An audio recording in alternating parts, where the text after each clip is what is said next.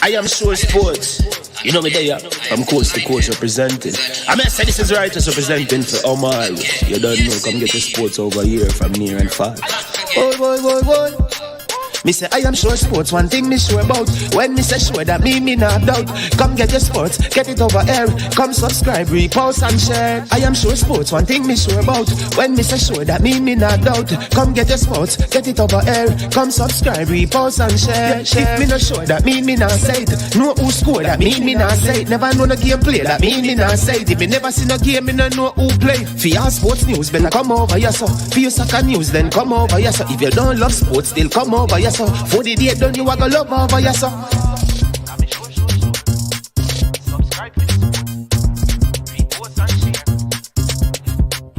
So when it comes on to behavior concerning football, Jamaica is decent. I am sure that if we can get all of these things done, set in place by the end of April, it gives us enough time before the World Cup campaign. Not afraid of no Brazil, no Argentina with these crap of players. We are good enough. Remember, like, subscribe, share. Listen, comment, let me know what your thoughts are. Trick Jerk Marinade gives your meats and vegetables authentic Jamaican jerk flavor. The spices are directly from Jamaica. Spices like jerk seasoning, allspice, Scotch bonnet pepper, fresh scallions, thyme, ginger, and garlic. The key ingredients to a great jerk marinade. 0% sugar and low in sodium. You want to try it?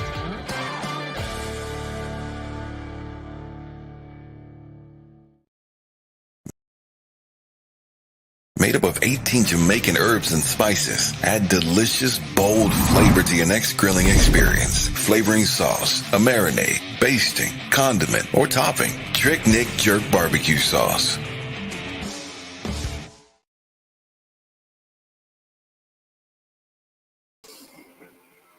All right. Good morning and welcome to I Am Sure Sports. How are you doing? Hope you had yourself a wonderful weekend. Would have met some of you Sunday evening when we had that marathon of a show on our platform. We did the Casa Elite Soccer Tournament. We did that on Sunday. Very long show, 6 hours it ran. So we took a break yesterday, but we are back today and we have tons of very interesting breaking news. Want to big up everyone in the comment section, all our moderators, everyone who is up and out early from the beginning of the show. Big up to Fresh God, the man who supports Humble Lion as his team continue to climb up the charts. They had one more victory over the weekend. We are going to get into that. Big up man like Jason Grandspen. I don't play a pen, but we big up his Calabar status as well. Anita Winter is in here. Kemoy Phillips, I don't know.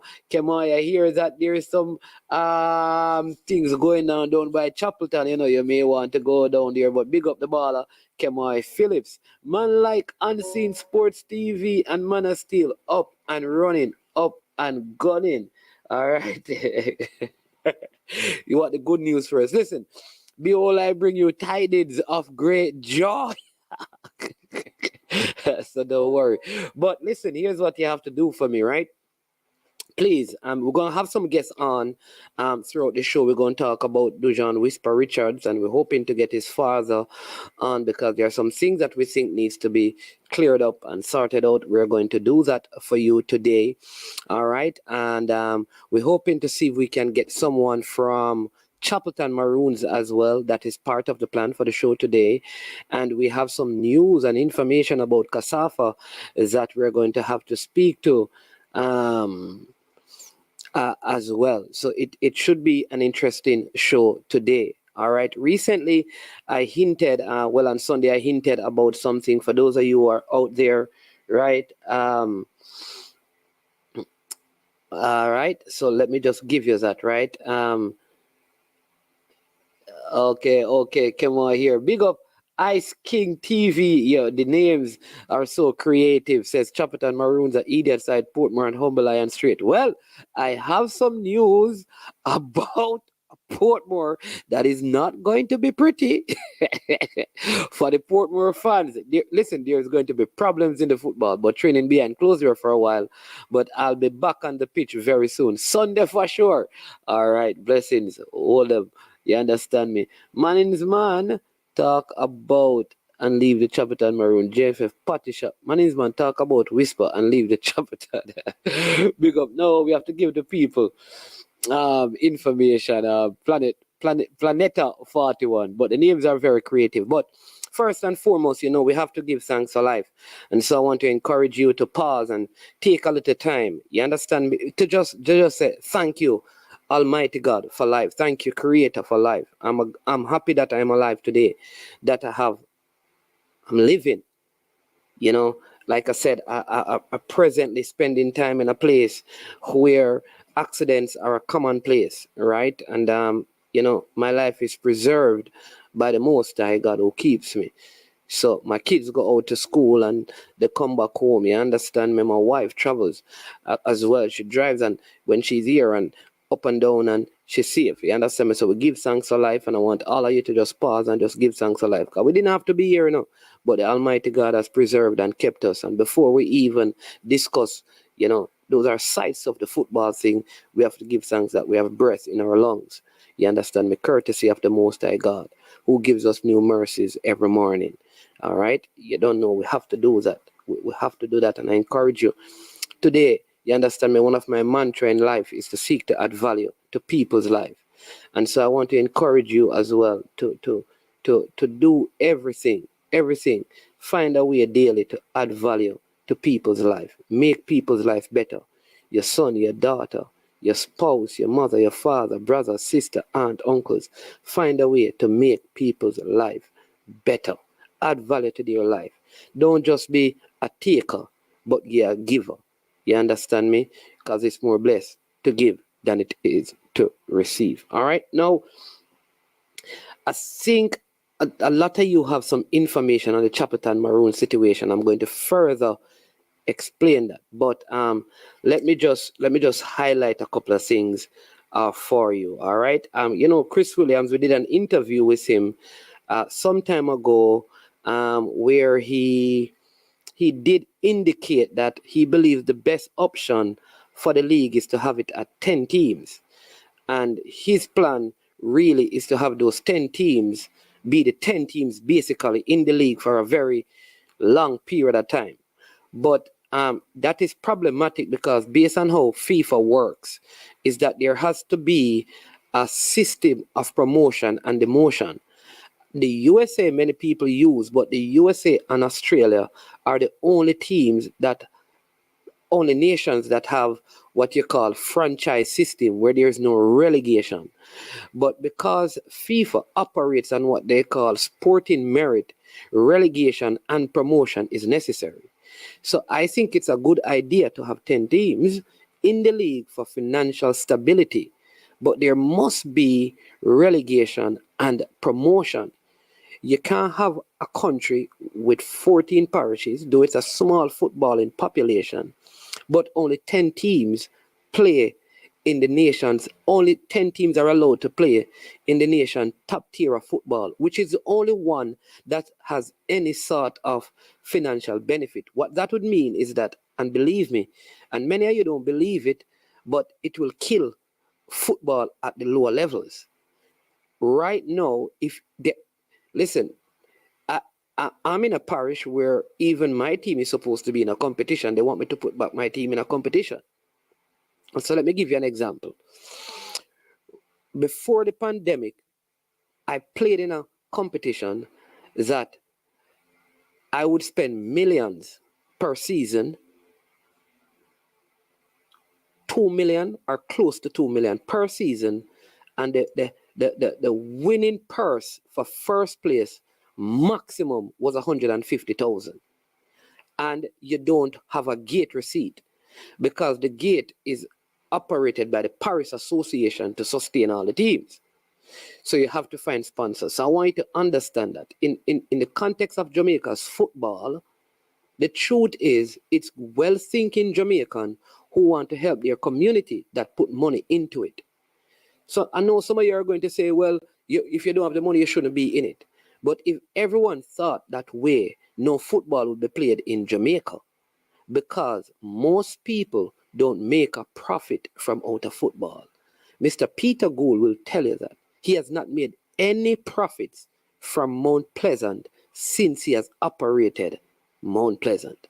So, yes, we want only 10 teams, but that would mean you have no other, you understand me?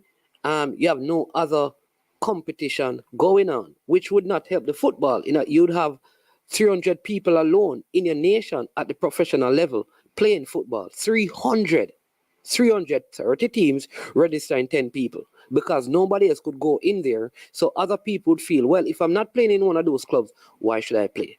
So while I agree that we have a 10-team system, what we have to do, I believe, a relegation system that allows teams, right? Of course, they must meet certain criteria, whether you win or not. In other words, if you win to get into the Premier League and you don't meet certain criteria, you cannot enter, which would minimize the clubs that you have, and clubs will have to merge. I think that is a necessary step, but it will happen over time because a part of our football is for social reform. Football in Jamaica is not just, well, it's not business. It is for social reform. So when people start clubs in community, it is so that they can bring peace in war-torn communities. And so if you say, let them stop playing football, they're not supposed to have any clubs, you're further compounding the issue of crime and violence. So I want us to reason and think these things through. Like I said, so Chris Williams says this: good football need good clubs. Totally agree. Good clubs need good financial support. Totally agree. Jamaican economy can only afford to provide good financial support to 10 clubs. Totally agree. If the Jamaican economy can only sustain 10 clubs, then we must begin to source resources outside of Jamaica to fund the rest of things. It is full time that the leaders of our football seek sponsorship from global or international or worldwide based companies to provide huge resources in the football. There's no team.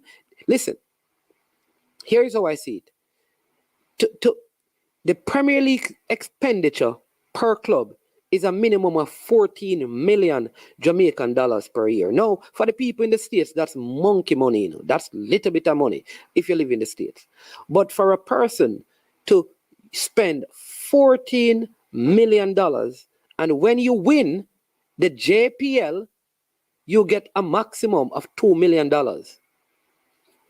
Remember, you don't control the gates because the gates are controlled by the organizers or the person who run the stuff.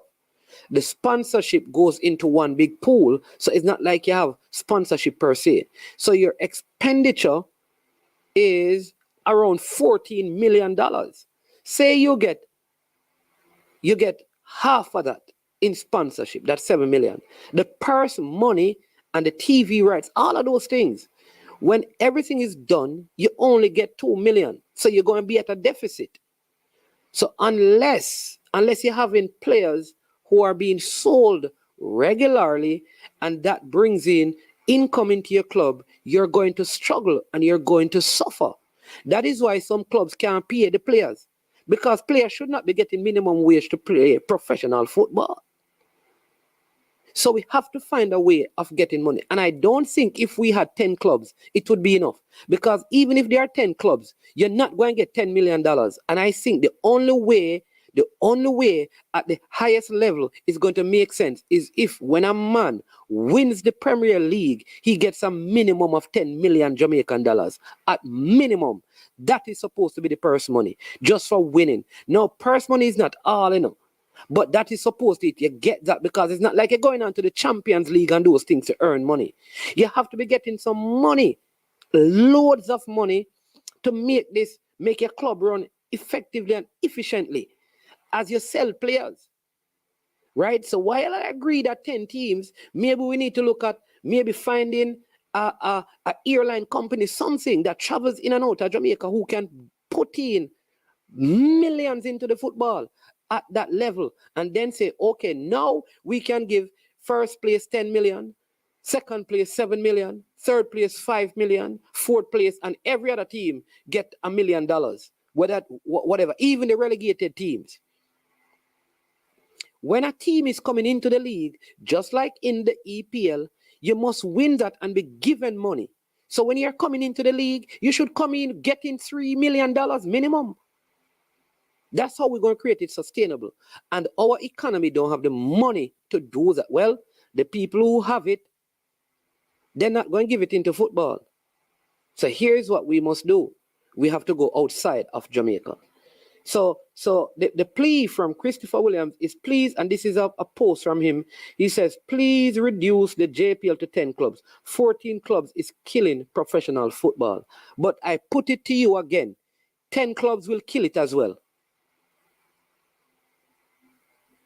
Reducing the clubs, even if you had 6 clubs, they would still be getting $2 million prize money. Let me tell you, if you have 3 clubs, when they win it, they're getting $2 million prize money. If you had 1 club, they would be getting $2 million prize money. In other words, that the issue is not the amount of clubs alone. It is the amount of monies available. I believe the amount of clubs need to be reduced, But if you reduce the amount of clubs and don't pump more resources into it, you're going to die. Just the same. It's going to die. What the thing need is money. It needs M-O-N-E-Y. In other words, you understand me? Money answereth all things. So what I would say is if right now we had a $5 billion sponsorship, nobody would be complaining about the amount of clubs. You hear me? So what it means then is not the amount of clubs.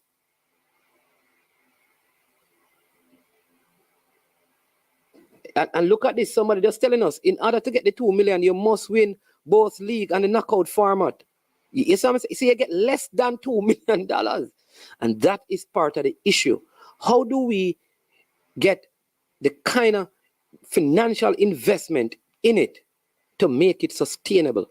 So as I was saying, they want me to enter a league again because I started a competition. The competition, what actually started, we were in like the 3rd round. So we had buy stuff, buy boots and cones and all of those things from Gatorade, fully running, jerseys, gears, everything. Played 3 games and the competition was stopped. All right. So all of those things are gone. The gears, Gatorade, all of those things are totally gone. We were doing it without sponsorship. Now, watch this. There was no sponsorship then. You use your personal monies to go and get all of these things. The league was stopped. The league was stopped. And no league for several years until they want to restart it. So now there is still no sponsorship. And here is what. There are like 10 teams. And the association has 10 footballs. That means it is 1 per team. In other words, I am being told to go and buy more boots, more balls, more Gatorade, more shin guards, more socks, more gears, have training session to play football so that I can go to a league that don't have no money to run right now. And I'm going to play in a league right now that has no sponsorship. It don't make sense.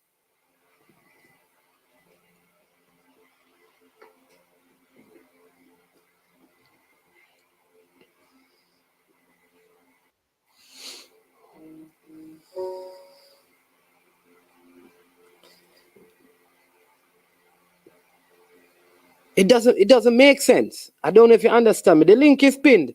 We had someone, but he went off, right? So that is what he says, Chris Williams. And so I'm in agreement with some of this. I'm coming to your comments. He says, good football need good clubs. Good clubs need financial support. Jamaican economy can only afford to provide good financial support to 10 clubs. JFF, please reduce the JPL to 10 clubs. 14 clubs is killing professional football. All right? I don't think that is a solution. All right?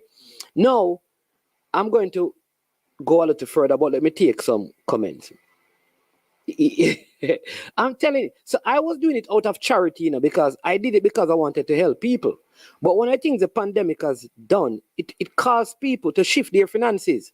And I think what the pandemic did to the people who are putting money in football is made them realize, because you never realize how much of your personal money you're putting in football until when the pandemic came and you realize that you didn't have football to put it in. And you say, hold on, I never know that I have these monies that can do this and that.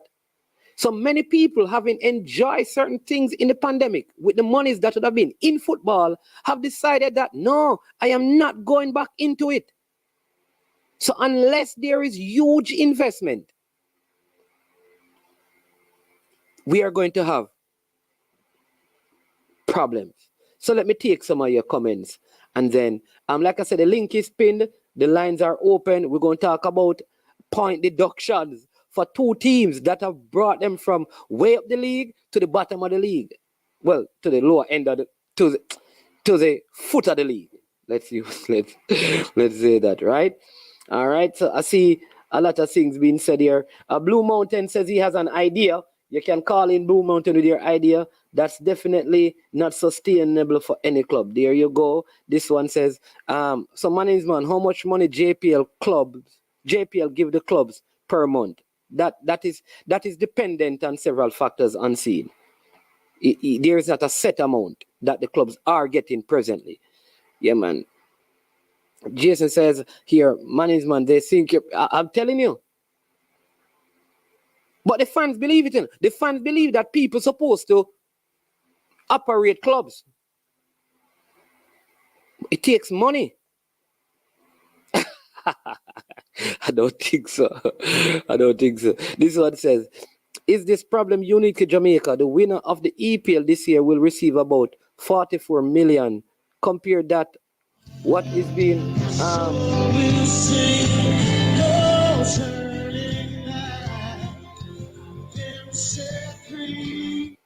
hold on.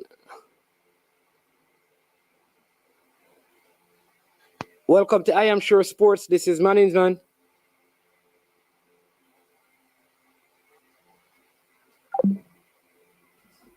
Yeah. Is this problem unique to Jamaica? The winner of the EPL this year will receive about 44 million. Compare that to what is being spent on players to win the league. No, but here's a huge difference though. Outside of this, these guys have a huge TV rights deal. They also qualify for the Champions League, which bring them additional income. These clubs have personal sponsors that pump money into their clubs. They also sell players and they earn a lot from that. So they have what I call many other streams of income. Welcome to I Am Sure Sports. Man, you can hear me? Yeah, man, hearing you now. Yeah, so... Yeah, just good morning. Just say your name so the people can know who's calling. Good morning to all the people. Good morning to all to all the listeners and stuff. For me, I don't think cut the JPL from 14 teams to 10 teams. I don't think that's a good idea. And I don't even think we have the money to run the JPL with 10 teams either. You know what I mean? Yeah. I just think the JPL need to get I think they need to get ambitious You know what I mean? There's so many big airlines that fly to Jamaica. I work for American Airlines, Delta Airlines, Southwest Airlines.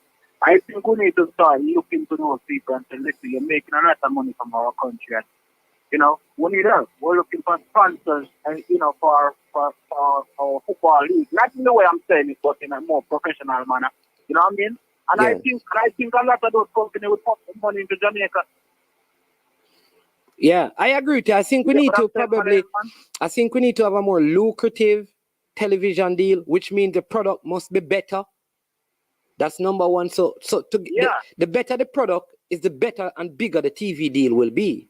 And we have to begin to look outside of Right. Jamaica. There are many Jamaicans in the diaspora who operate business. Is there a way to partner with them where their business can spread in Jamaica? You remove some of the red tapes and give them opportunities to establish their companies in Jamaica, with them being sponsors of some of these things in the country.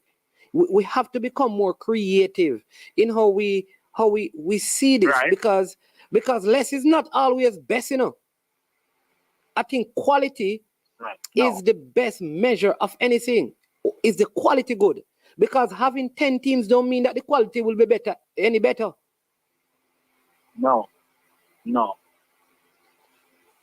Doesn't mean the quality will be better. But also, management, I think we also have to maybe approach it to the government also too, because I think if the government reach out to the Diaspora and, you know, ask us for help in terms of those things, I think a lot of people do it to help. I myself do it to help. There you go. But You know, listen, I don't want the government or people in Jamaica to be reaching out to diaspora to help. It's investment. In other words, what are they going to get out of this? Management, a lot of these people in diaspora are successful. It's not about what you're getting, what about what you're giving back. A lot of them already get what they need to get from Jamaica already. A lot of those people get returns on Jamaica already. So a lot of them, it's time for them to give back. Yeah. You get what I'm saying? Definitely. It's time for them to give back to the system. Because like I am saying, even what I'm saying with the airline, they make billions of dollars out of Jamaica. It's time for them to give back to Jamaica. Imagine if it was called the Southwest Jamaica Premier League. Southwest sponsored, or American Airlines sponsored, or JetBlue sponsored. Yes. JetBlue sponsored. But I just think we have to get ambitious and go to the right people. I just think we're not going to the right people. I just think we're looking locally for sponsors. And I'm not saying they're not looking outside, but maybe they're not doing it aggressively enough. Yeah. Yeah, but definitely. Here's another idea. On me have money. I think it might be a foolish idea, but I think that all the Jamaicans that live in live in the Diaspora outside of Jamaica, right? I think everybody who will maintain a Jamaican passport, right? Have a green card, you're still a Jamaican. So I think there should be somewhere where the government can say, all right, if you're using a Jamaican passport and you're still a Jamaican citizen, whatever you're working up overseas, we're taking $1 in tax, right? No, you can't. You can't. I don't. Me no agree with that tax. Me no agree. Me no agree with that. Brother, me say me no agree. Me already appear. No. Hey, no. Let me just respond now, sir. When I'm in Jamaica, I pay tax. When I'm in the States, I pay tax. Why are you going to tax me for the kind of passport that I have? Me not agree with that. Me not. That's what you just said. What kind of it can't be voluntary tax? No, you can't. What I'm saying. You can't have voluntary tax, man. It's more like you're saying to the people. All right. It's more like you're asking for a donation. Oh, no, if you're asking me for a donation, I will choose. No. Blue Mountain, let me finish now. But let me finish now, man. If you ask me for a donation, I get to give it when I want and how much I want. If you stipulate that I have to give you $1 worth of tax in Jamaica, when me already pay all of the tax and me pay tax in the States, that can't work. Man, I'm show you how. You know, there's people here in America making millions of dollars for Jamaica, right? So what? Using Jamaica. Using everything for Jamaica. And not giving a dollar back to Jamaica. And So I'm trying to get those people that are still. Go ahead. But the people who are making millions of Jamaica, according to your information, right? How you know that they are not already giving back to things in Jamaica? The ones who are making millions. Well, far, but not enough. Because if enough, but you don't know that as a fact, was giving back, we wouldn't be in this predicament. Man, if enough was giving back, we wouldn't be in this predicament. We wouldn't be looking for funds and for this and that. If enough people was giving back. There's a lot of millionaire Jamaicans in America right now that don't give a dollar back or don't care. A lot of million. When I say a lot of millionaires in America, are they Americans or Jamaicans? Jamaicans. So you say, what you're saying is that there's a lot of. All right, let me ask you this: when you say a lot of millionaires in America, because remember, no, when we say millionaires, we are talking like person who have millions of disposable income, meaning that you have money, you have excess, you have excess in millions, like how Bolt had excess in billions in Jamaica. He's a millionaire. So you're saying that there are many Jamaicans who have them kind of money in the States who don't give back to Jamaica?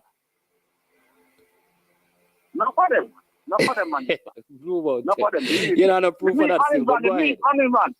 Honest man. I can tell you, you might not have no proof, but we meet those people from time to time. Okay. I'm telling you. You hear me, man? Yeah, man, I hear you. I'm listening to you, man. So, enough of us in the diaspora is not giving back.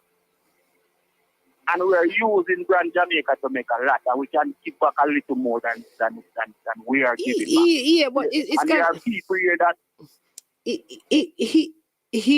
It's kind of hard, right? Because, listen, when you're saying the people are not giving back, a lot of these people have sent money to educate their families. They have also sent money to help their families start a business. They help to take care. So it's I agree.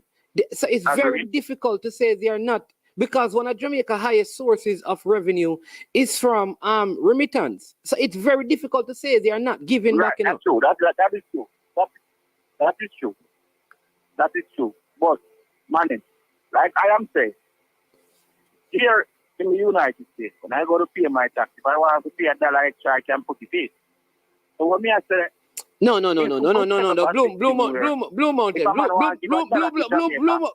Blue Mountain. Me have to stop you, brother. Yeah. Yes, when you talk to management, you have to come correct. What you just said is not accurate, sir. If you want to say it, you have to explain it correctly to the people. Don't say that when you go to pay your tax, you can pay $1 extra. That is not true, sir. Explain it properly, sir. No, listen. What tax you can pay a little extra? Be very specific. No, because when you go to Target and buy something in certain states that are taxable and the tax... No. I know what I mean. That's what I mean. All right, so explain to the people, yeah. Listen, listen, I can go on my computer right now, which I am doing right? And my W4 form. There you go. Me if I want to pay. And what is that specific to? Extra.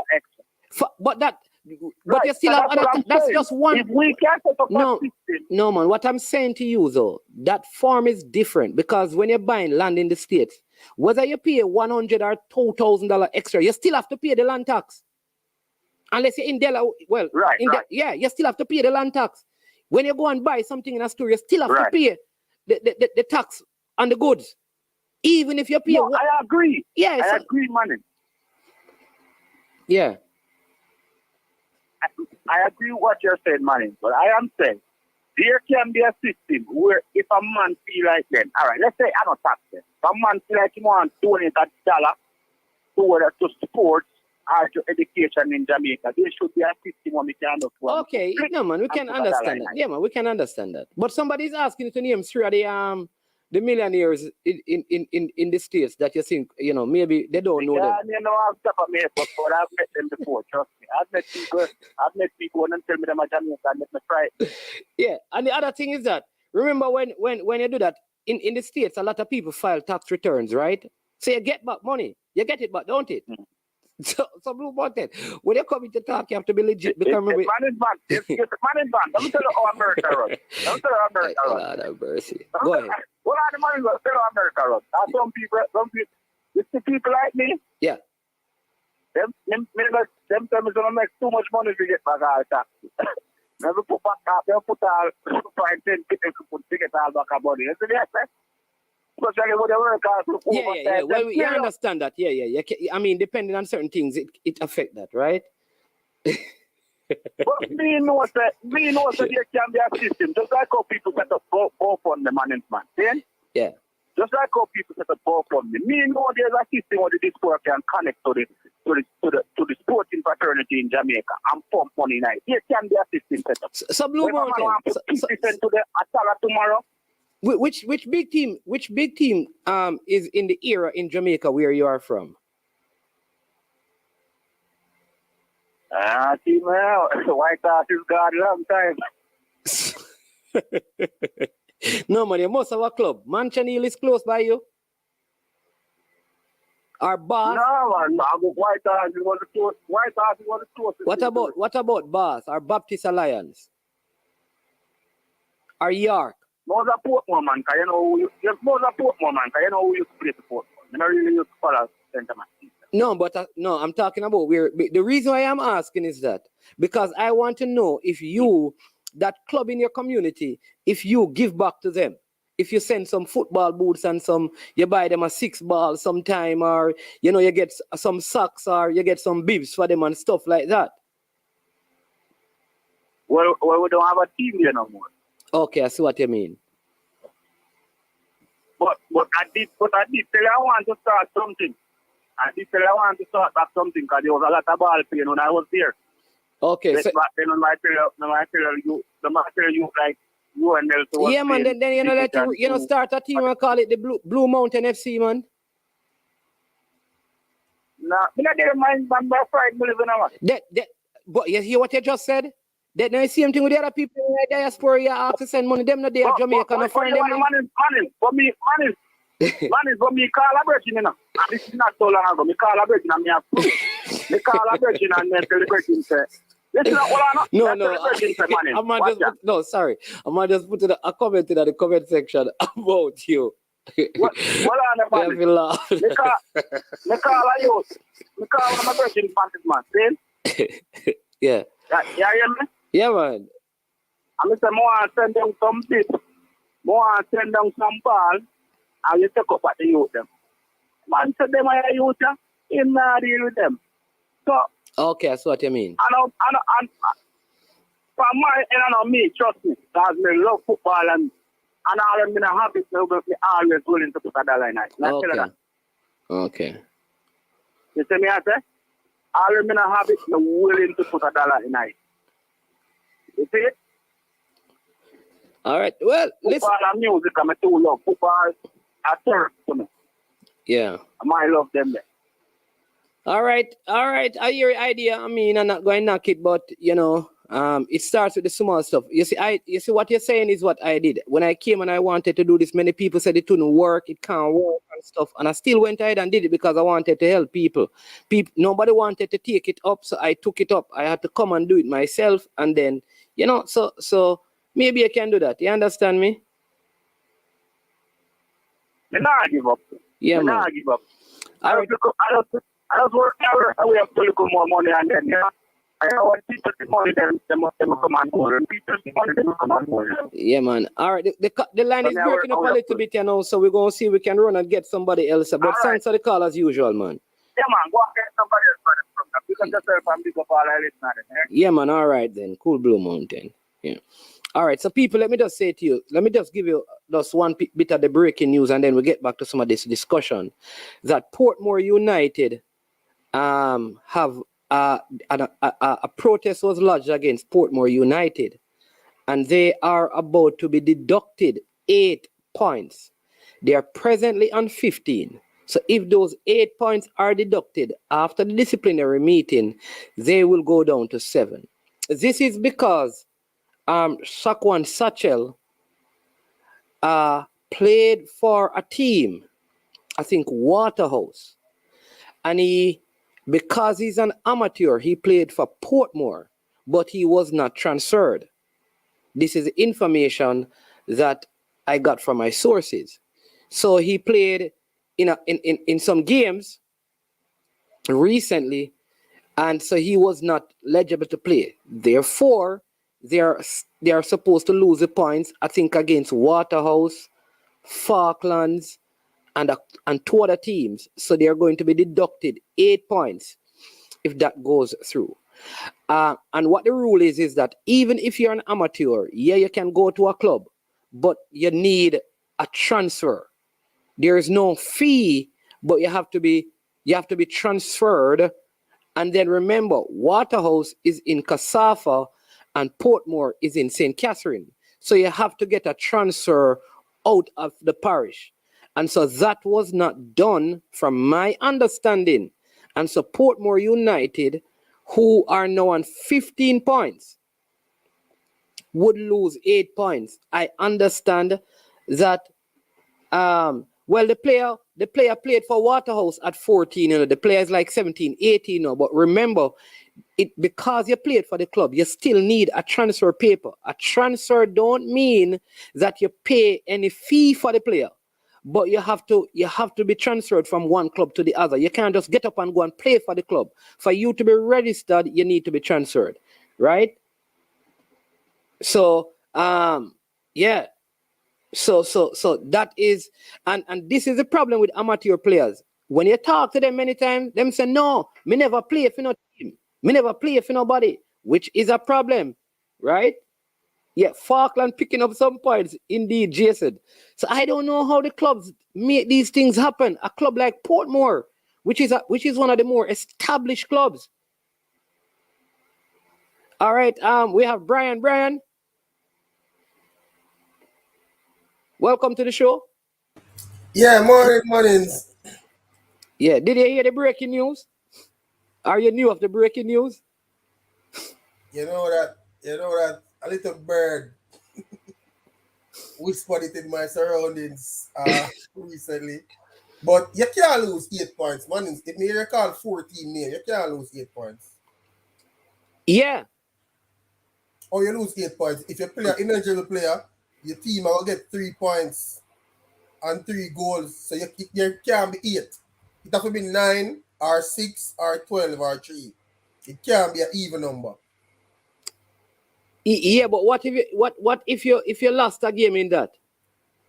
If you lose a game, then yeah, and you drew like a couple of games. If you draw a game, you can't benefit from it. They might take out the points. No, so you're gonna lose 8. No, because remember, you're gonna lose 8 points because you got. Let me tell you why. You won 2 games and you drew 2, and it's 4 games. So in all, you got 6. That you drew, listen. Lose it No, man. Listen how many points you're losing. If I win 2 games and draw 2 games, how many points do I have? Win 2 and draw 2. How many points I have? 8. All right. If I lose all the points from those games, how many points have I lost? No, you're going to lose 12. No, I can't be losing 12. I didn't have 12. I only had 8. The 2 games where you draw are going to be considered a loss. So no, if they don't have the points, they might take it from where you have already. Watch, you're confusing. The team gets 3 points, but me, I have only lost 8 points. Mannings, 2 games where you draw are considered a loss. So you keep me tell Mannings, the 2 games where you lose are going to be considered a loss. Somebody need to explain this to me. So you're saying to me, if I play I start a season, right? And I use Planeta 41. I use him against Blue Mountain FC, Red Rose FC, and we won those games. We got 6 points. Then I use him against Chocolate FC and Springwater FC, and those games are drawn games. So I got 1 point and 1 point plus the 6. That's 8 points. Yes. They found out that Planeta 41 should not be playing.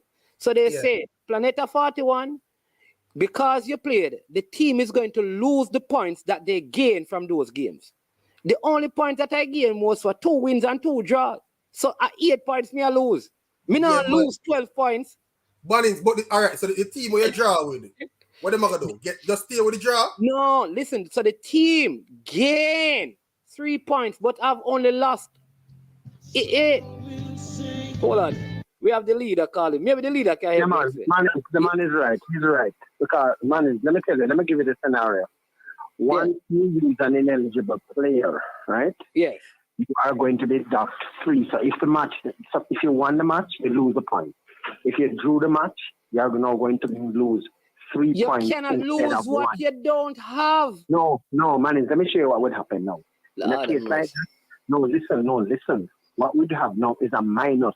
So if you gain a match, that is exactly what would happen. It's not just what you got. No, leader, Man, I'm telling you that the rules say you lose. Listen, if you're an ineligible player, you lose 3 points. Leader, just listen.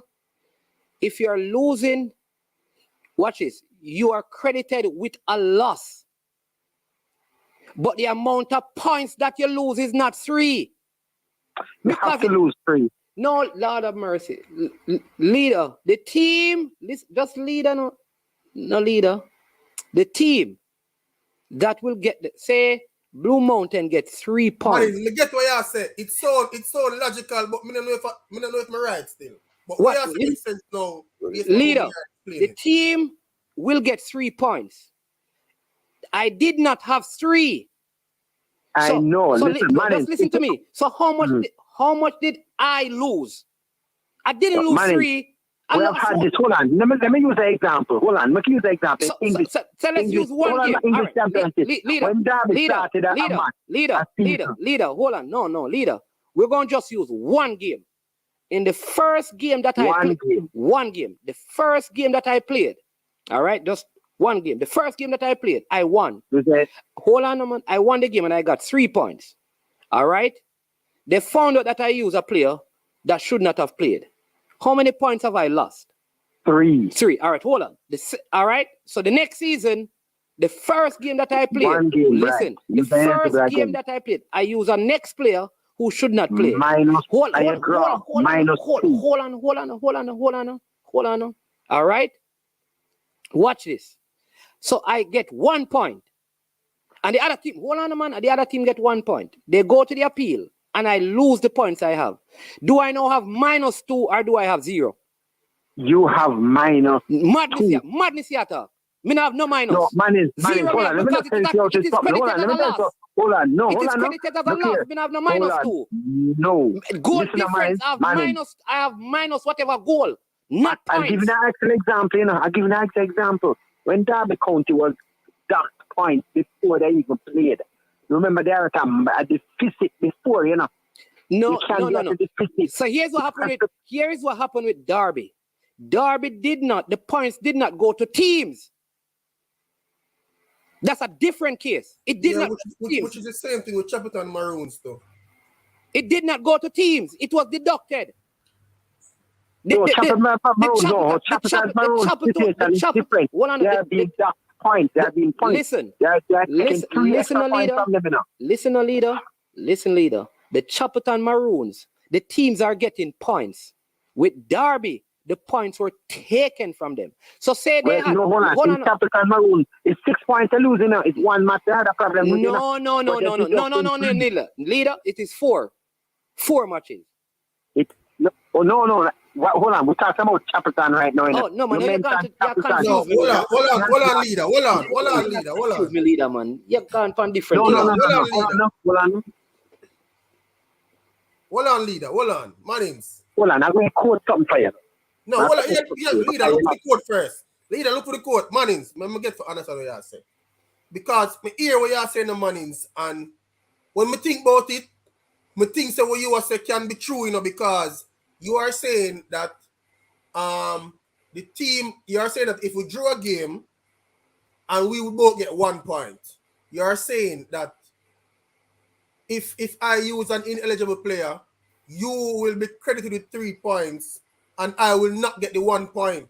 But exactly. I would lose the other the 3 points, because if I lose the 3 points, it would probably be 3 points coming from a game that I didn't use the player in.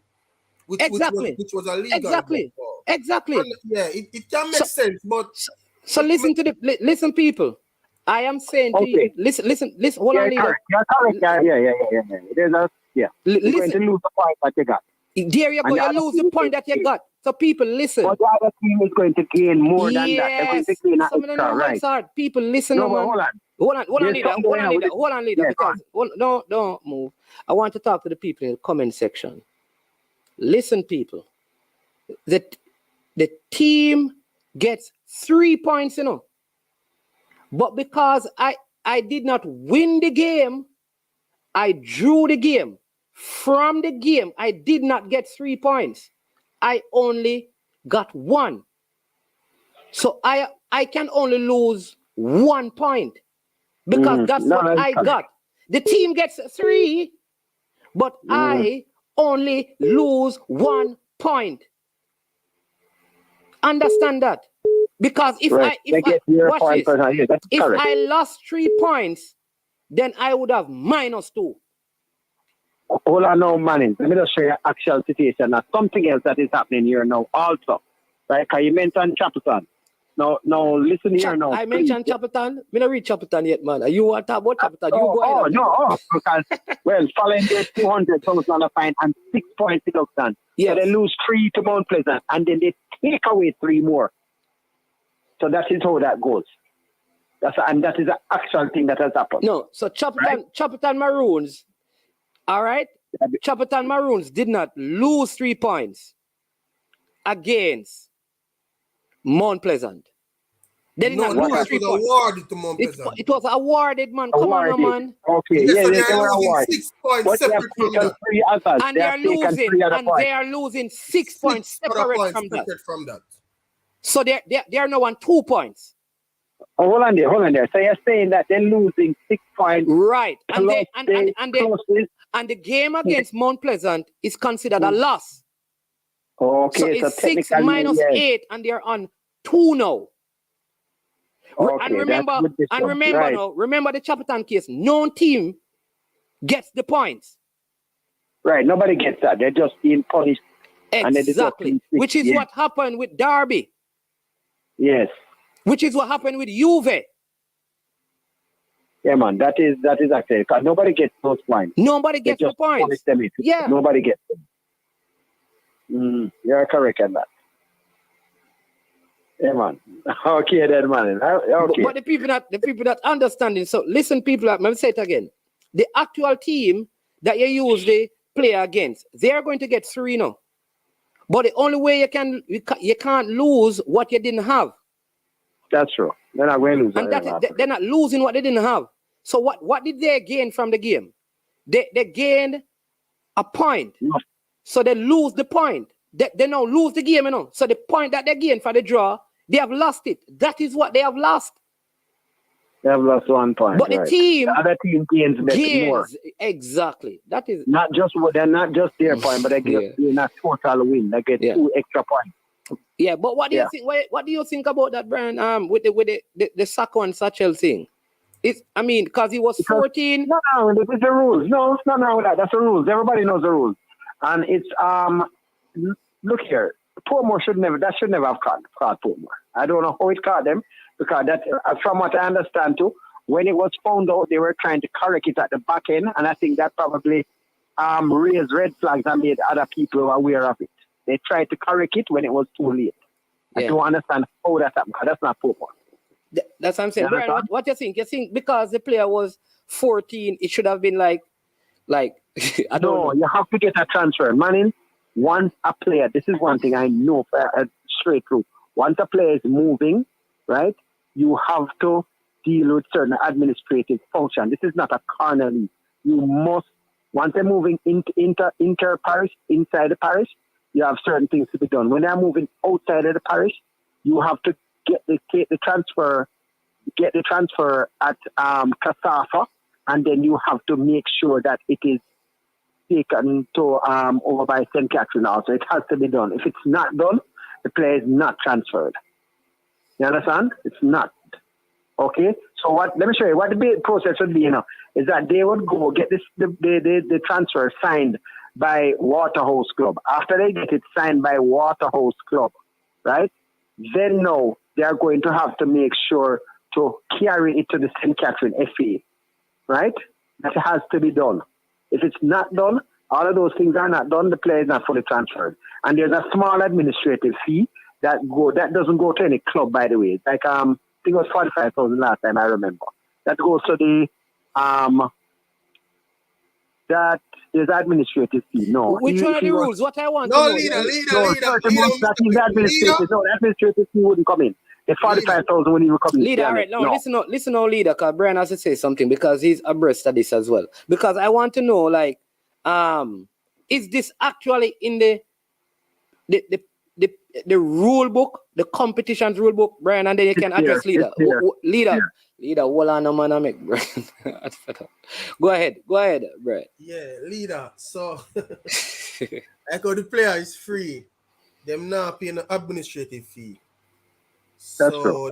them would have paid the FA fee, which is like $4,500. Right. $4,000. I'm not really quite sure, but yeah. But man, let me tell you still now, you know what this point further highlight? That the clubs and I think the JFF more so and the associations, they need to ensure that all the clubs playing in all competitions use the JFF Connect system. Let me tell you why. I had a scenario in the past where I transferred a player from a club who doesn't use the Connect system. And when I was registering the player to my club on the Connect system, it raised a red flag to tell me that the player was owned by another club that didn't transfer him to the club that I was transferring him from, or I was attempting to transfer him from. Oh, so he wasn't owned by the club you were trying to get him from? No, though I saw him playing for them. And that club was going to transfer him to you? Yes. And then now I had to go back to the other club, and they did the transfer because they were on the Connect system. So I'm saying, I think the solution to all of these problems is for the parishes or the JFF or whoever it is to ensure that the clubs in all parishes and in all competitions utilize the Connect system, because once you're utilizing that system, there is no way a player can be, once a player has been transferred in, out, wherever, once you put in the player's name and certain details that are matching for him, it will bring it up to tell you that, hey, this player is already owned by this club, or them little thing there. But you see the old time thing with the paper thing them on paper loss, and there's something that is a problem. So we think it's just highlight the point. It's kind of unfortunate still, because can they appeal it? Is there a case for them to appeal it? Because what if they have a parent to say that the parent gave him permission to move to the club? Could that be used to say? Can't work. Because if the parent give him, if the parent want to move them kid, him just go get them kid and move him. So, what if the player says, I told them a lie? Can the player be sanctioned and the club be? No. So can the player be sanctioned? The club is supposed to do the paperwork. So seeing that the club didn't do his paperwork, can the player be sanctioned, or should the player be sanctioned? The player won't be sanctioned. The player is not responsible for transferring himself. The club is supposed to do that. He can't transfer or register himself. Okay. Just trying to find out. Yeah. Brian, look here. In the scenario that you raised a while ago, right? It's just something I just want to add to what you said here. the JFDB database, at one stage, it was running very, very well. All players that would have moved. Now. What's that? I'm saying that system is not effective now. No, that's what I'm saying. At one stage, any player moving between St. Catherine and Kasafa, that you always could track what's happening. But somewhere along the line, it just fell apart. I think it started falling apart from Kasafa. And then everything, because you could have tracked players. When a youngster comes and says, I've never played for a club, you can still go on there, And I say, when a player comes to me and say, sir, I've never played for a club, you can just type in the name, pop up.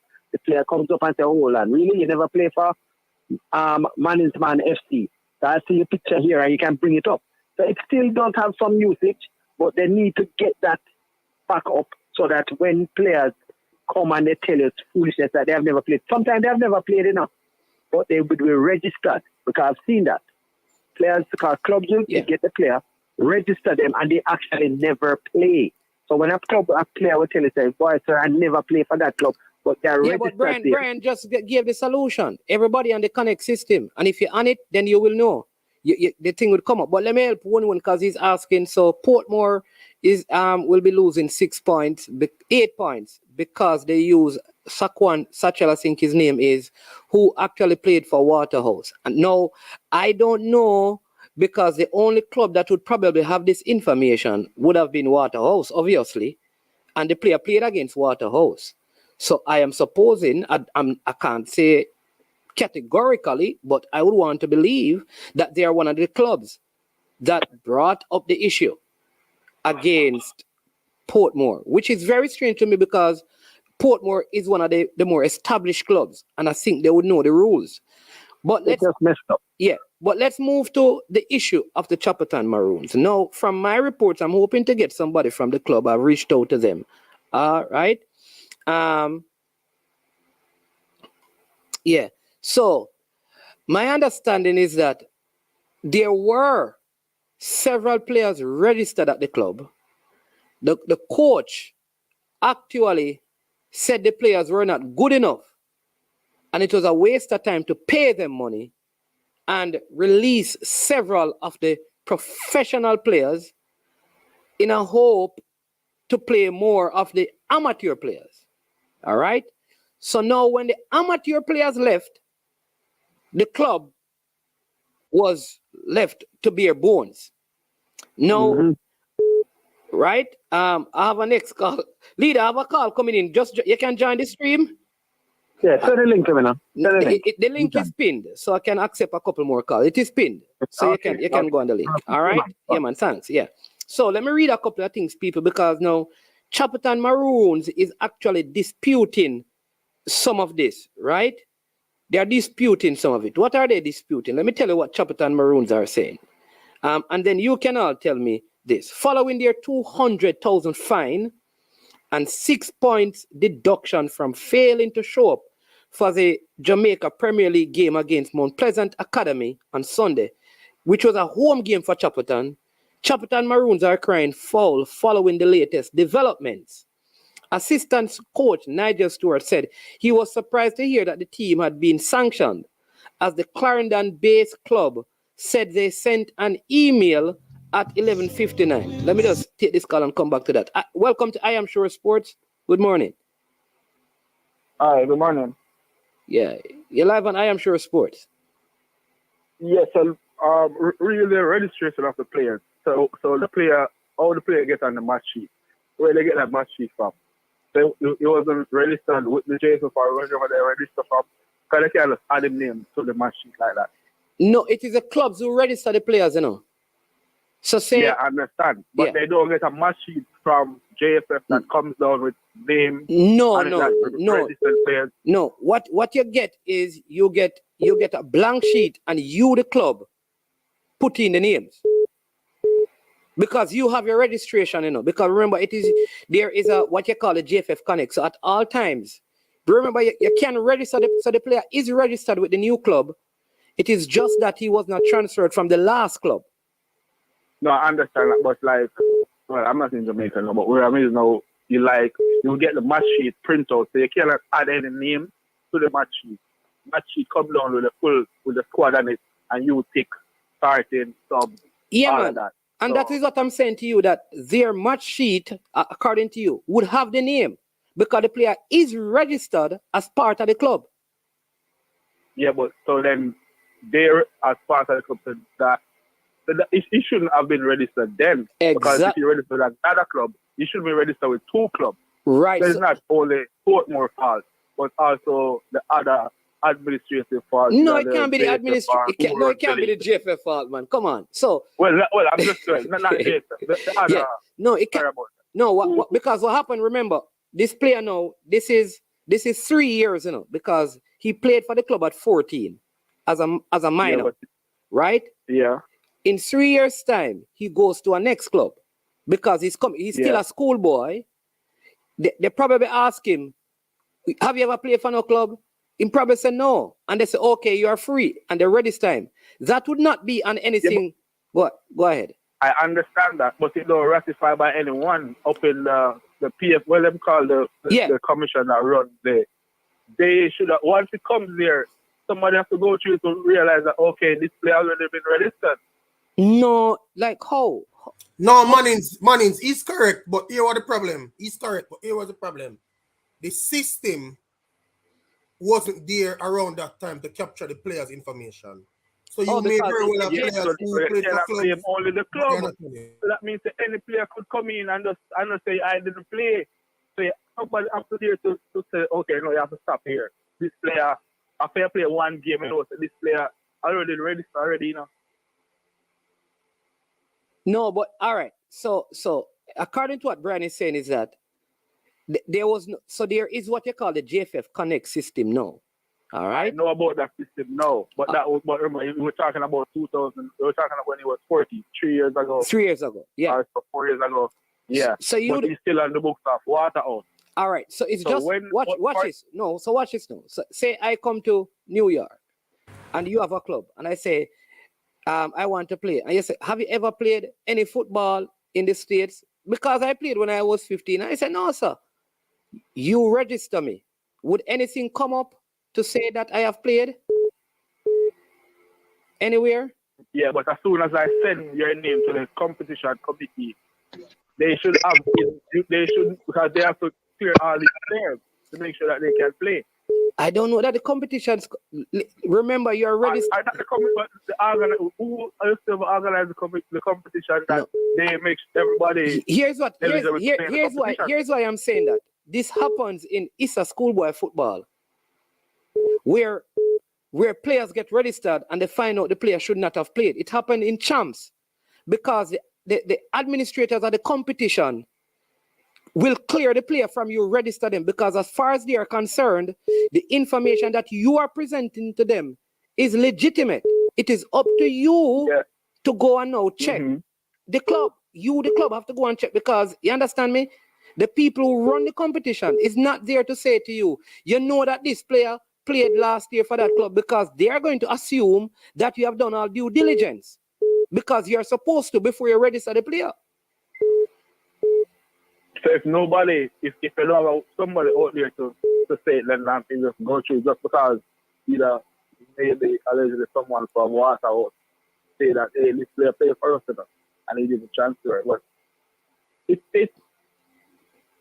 that's the sad thing about it. Yeah, I understand what you're saying, because you make a very valid point, which is what Brian is saying. Now, there is a system that if everybody's on it. I understand that. Yeah, when you put. Okay, all right, that's what I was saying. Yeah, man. Thanks for the call and appreciate the support every time. All right. All right. So we have also Leader who has come back to join us. But let me just say this. So now, let me finish reading this Chapelton Maroons, right? So Chapelton Maroons are crying foul. Assistant coach said that they sent an email at 11:59 a.m. on Friday, right, to Ian Campbell, head of the competitions at the Jamaica Football Federation, stating that of the 13 players they had at their disposal, 6 were ill. 6 of the players were ill. This don't make any sense, and could not field a team, and was asking for the game to be rescheduled. Chapelton also stated that their situation was further compounded by 2 players being transferred to another club, and 5 players being sent home by the previous coach before he was relieved of his duty.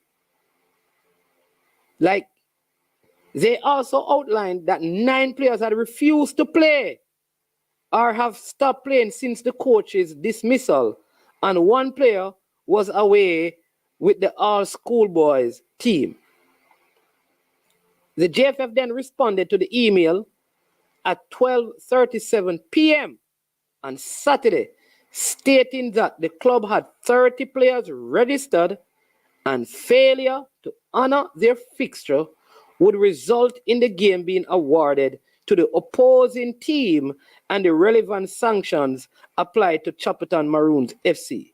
If I were Chapelton, I would turn up with the players that I have, tell them to start the game and limp off the field and let the game blow off. I would lose the 3 points. I would lose the 3 points. But guess what? I would not be fined or sanctioned. What say you, Brian?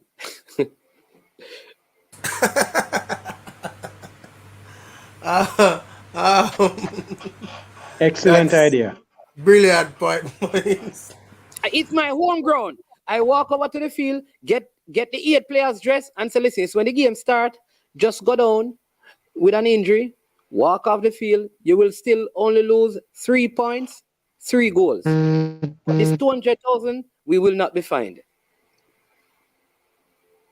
Excellent. I'm assuming. I'm assuming, just like a lot of the other rules, they probably weren't aware they would have been hit with these hefty fines. Well, one of the things, Mannings, is that, look here, Chapelton has 20 professional players registered, 20. That means they have 20 players under contract. So that sounds away. They said that the previous coach ran some of the players. Yeah, he ran about, okay, out of the 20, I understand it could be near 7. So they, he puts, so once you have injuries and then now the schoolboys are going to be loyal to him, you're going to have a problem right here. Because you basically cripple the team by doing that, because you can't have, your team, you have to have a base of professionals before you can't have your team beholden to amateurs. You can't do that. Yeah. Because like I said, I believe that they probably have lost the game. So you just turn up. It's your home game. How you cannot turn up for the home game? You're close to the venue. So you just go to the field, you put on your gears, the referee blow off the game. You just go down, walk off the field, because the game cannot be played and cannot continue with 6 players. Once there's less than 7, the game must stop. And the only thing they can do is that they award the other team 3 goals and 3 points. You cannot be fined. You cannot be sanctioned. So now what they have done, they lost the 3 points of the game, and they're going to lose an additional 6 points. What I want to know, Brian, is this. Were these fines already stipulated in the rule book? Number 1. And number 2, were the points deduction already stipulated? Or this is a group of people saying, this is what we should charge them? No, man. Remember saying, remember if you look at the document, with the fines and stuff, the sanctions and stuff, you would have seen they were quoting articles from the JFF competition rules. Okay, they were cool. Okay. No, but what I'm saying, the competition rules don't stipulate how much money it will cost you. It says you will be sanctioned. It don't tell you how much money. Yeah, but they quoted some JFF article. Yeah, but all right. This is the issue I have with some of these things. Yes, you will be sanctioned. Right, because there's also a transportation cost of 150,000 in addition to this that they are supposed to pay. Yeah, Yes, they have to compensate the team that came. Yes, a transportation cost. So my point is this. Is this the standard that any other team does this?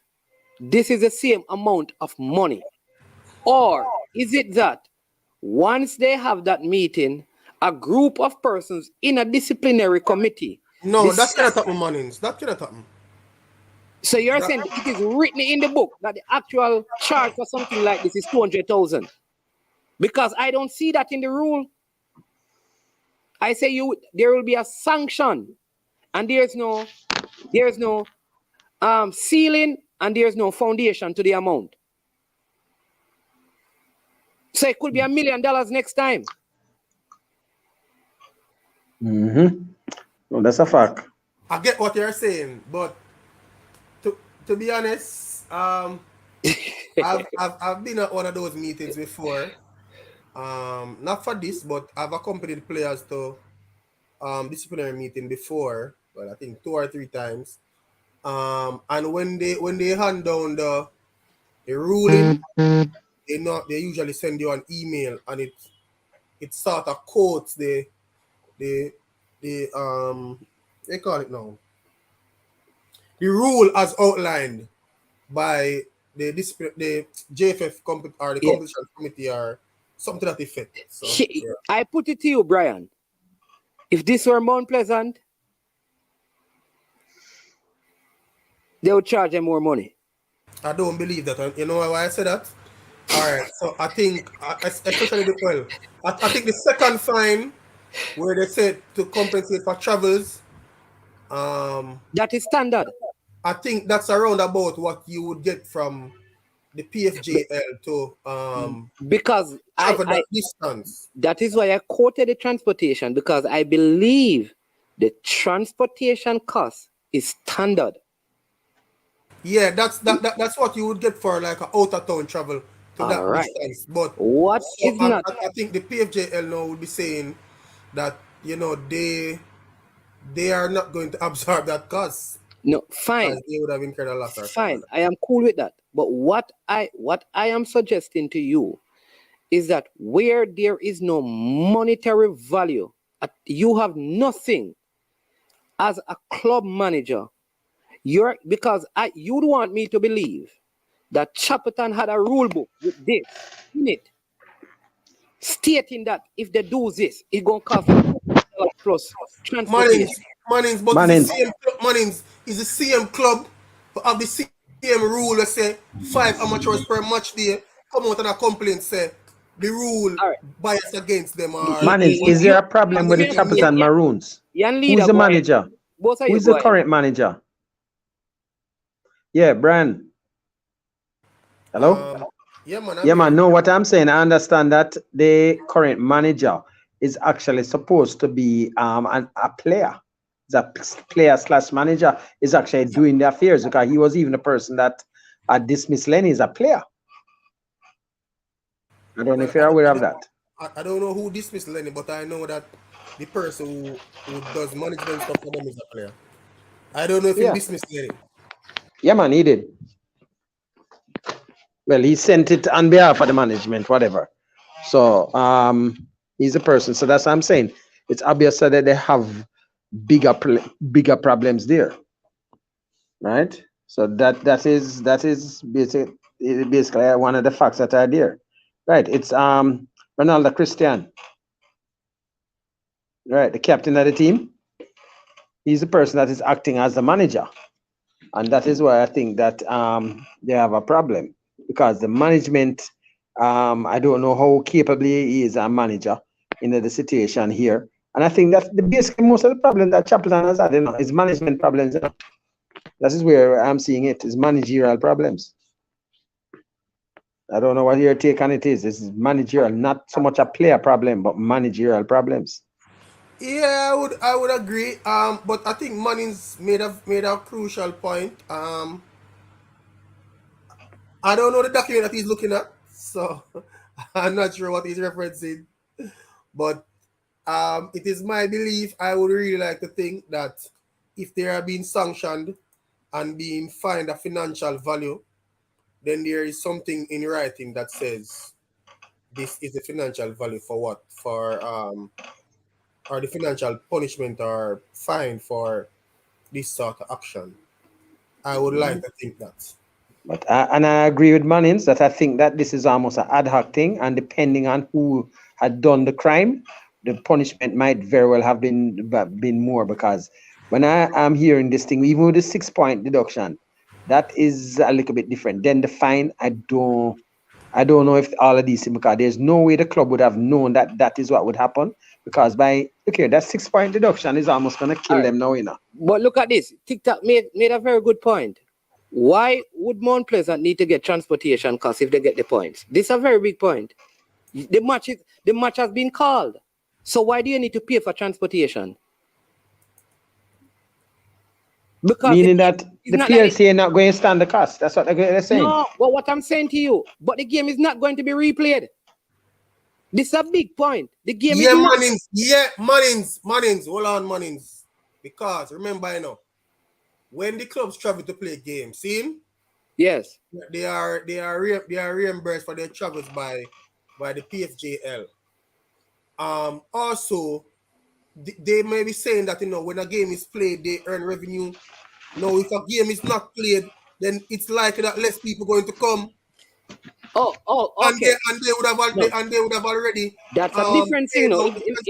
No, that makes sense. No, if they say no, listen, because you didn't play the game, we couldn't collect any revenue, so you're going to have to cover some of the costs. That's a different thing.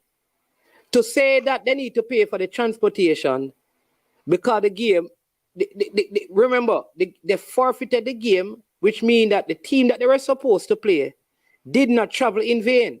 Because if the team that they were supposed to play did not turn up, the points would not have been awarded. The team got the points. In other words, the game was not played, but a result was there.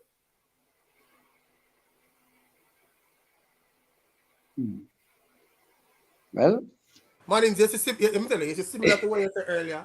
I think that them are used because them people might have said, why Mount Pleasant need traveling? Yeah, because I'm saying Mount Pleasant got 3 points and 3 goals. So why are you being given money for transportation if you're not coming back to play the team? No, it's the look here. Premier League Jamaica is basically going to say, look here, it's not just the traveling, you know. Remember, you know, there's a cost for the paying the referees and that sort of thing, you know. But what I'm saying to you, but they still get paid because the points was awarded. I want to sponsor them on them thing there. But me think the fire is a deterrent. It's a deterrent to anybody else trying this again. Mannings, hold on, Mannings. I understand what you are saying, no. Like me get what you are saying. You are saying in order for a fine to be leveled, it needs to be written down somewhere and be clear. That's number one. Yeah. Because remember now, I am saying that fine. I'm fine with the fine, you know, of 200,000. I just think that it should be clearly written. So fine. Bam. They already paid them 200,000 for forfeiting the game. Right? So fine. I don't have no problem with that. That can pay a referee and to go and now charge them an additional $150,000 to cover the transportation, because that's what it says. For the transportation, which is the transportation of the next team. It's pointless when you already award the team the game. You want to keep the integrity of the game. You want to keep the integrity. Let them pay the 200, but the additional 150 for transportation, I can't agree with. But go ahead, leader. Well, look here. Look here. Imagine if this was a TV game.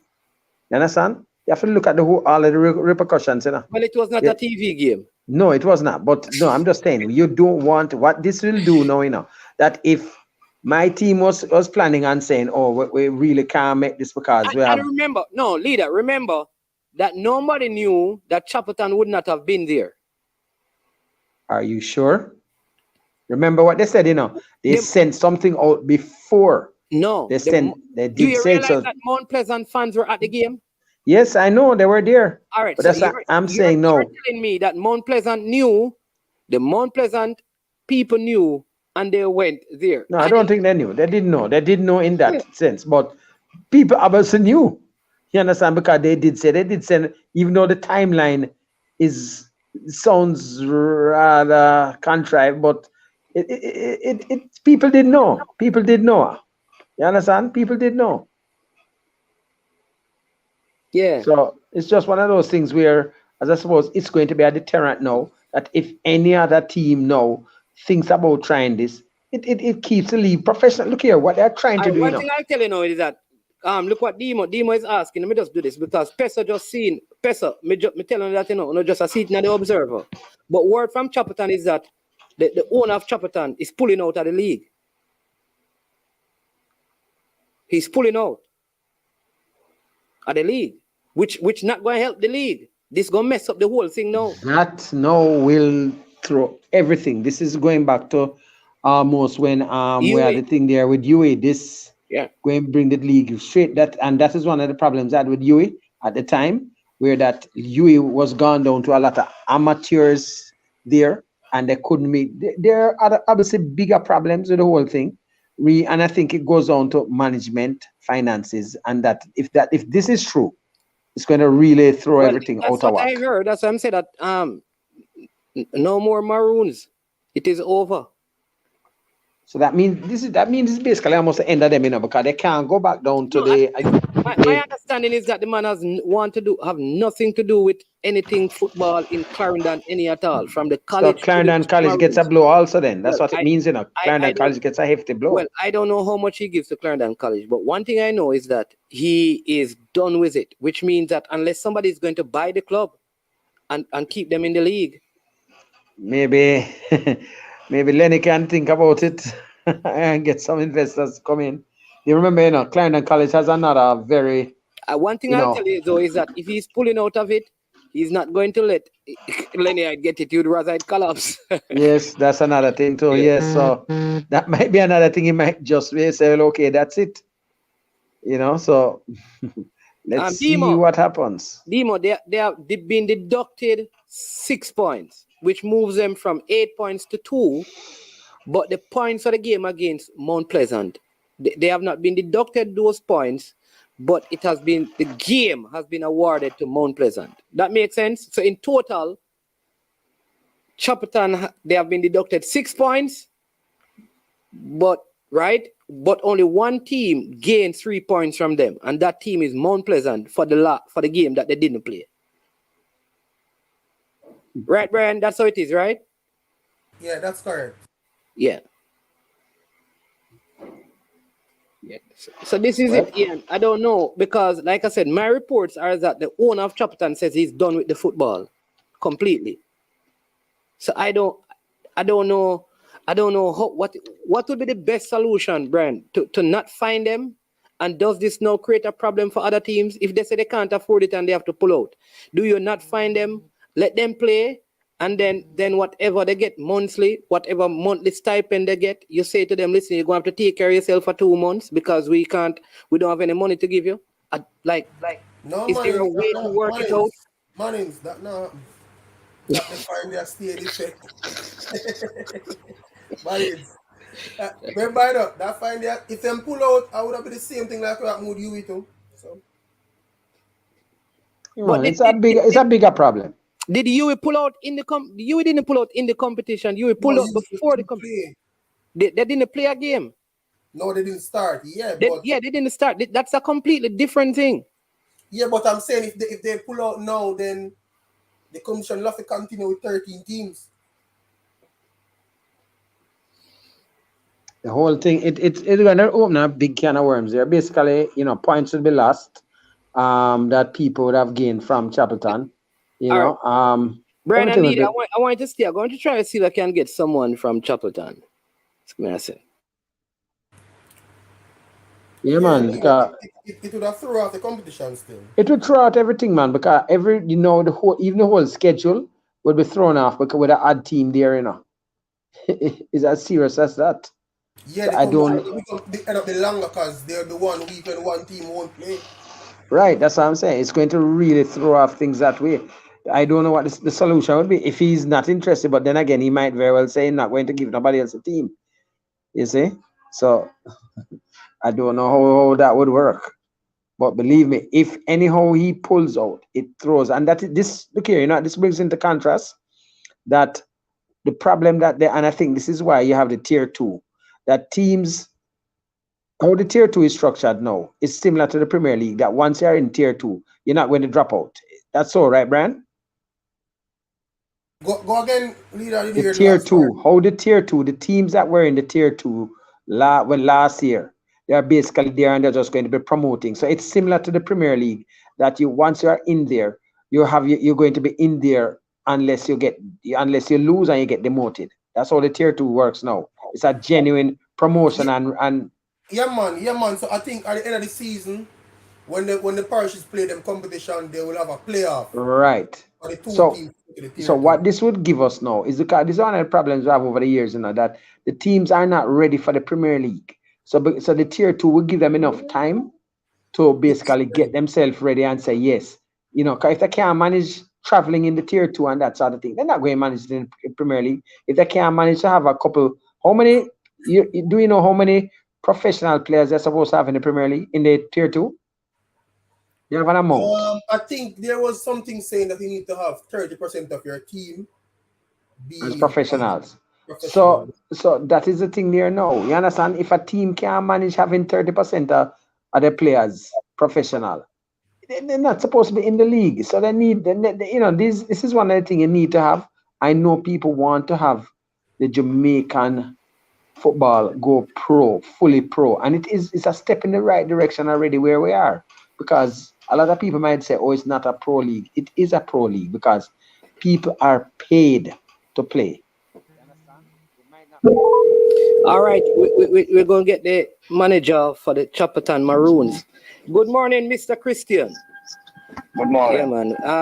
Welcome to I Am Sure Sports. You have the fans here listening to you. I know you have limited time, so I just want you to tell us, Chapelton deducted 6 points, fined 200,000 plus an additional 150 for transportation, and you also lost the 3 points to Mount Pleasant. I see where the coach Stewart said that you sent a letter, you actually emailed and actually told the competition director, Mr. Kendall, that you would not be able, Kemble. So talk to us and give us an idea of where you are as a club now and things from your position. There was a virus going on in the team, a sickness affected our players.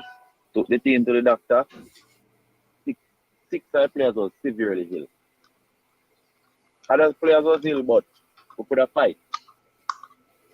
But 6 couldn't compete on at all. Sent an email explaining the situation with the doctor's certificate attached to the email. Got a response that we had 30 players registered. Sent the next email explaining the 30 players, which is not even 30, it's 28. Because 2 players have been transferred to our next club, but still showing on our system.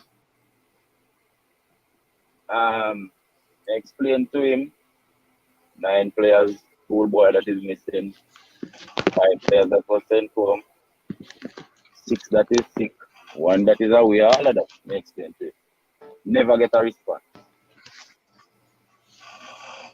So not. Do you think it would have been a wise thing to probably turn up for the game, go on the field with 7 players, and then when the game starts, walk off, or one of the players walk off, so the referee would have blown off the game? That way, you'd have avoided the 200,000 fine, because that's a lot of money. That doesn't make any sense. This is the biggest league in Jamaica, and if we came to the JPL with a legitimate reason why we can't compete, it shouldn't be so hard to even consider it. Okay, all right. So where do you go from here now? What is the next step for you and the club? We have a participate. Okay. We have compete. Okay, so you have refurnished the team with players. You're getting players in for your next fixture and all of that, because like you said, there are players who are ill, 9 players who are left. We have players. Players is not the issue. What I'm reading is like we didn't have enough. We short on players. That's why we couldn't compete. without the sickness would have been at the game. Okay, so even though you said the coach sent away 5 plus the 13 schoolboys, they say that's 18 players, you'd still have enough players. We have 14 schoolboy registered. 14. But and then you said five were transferred. You said, okay.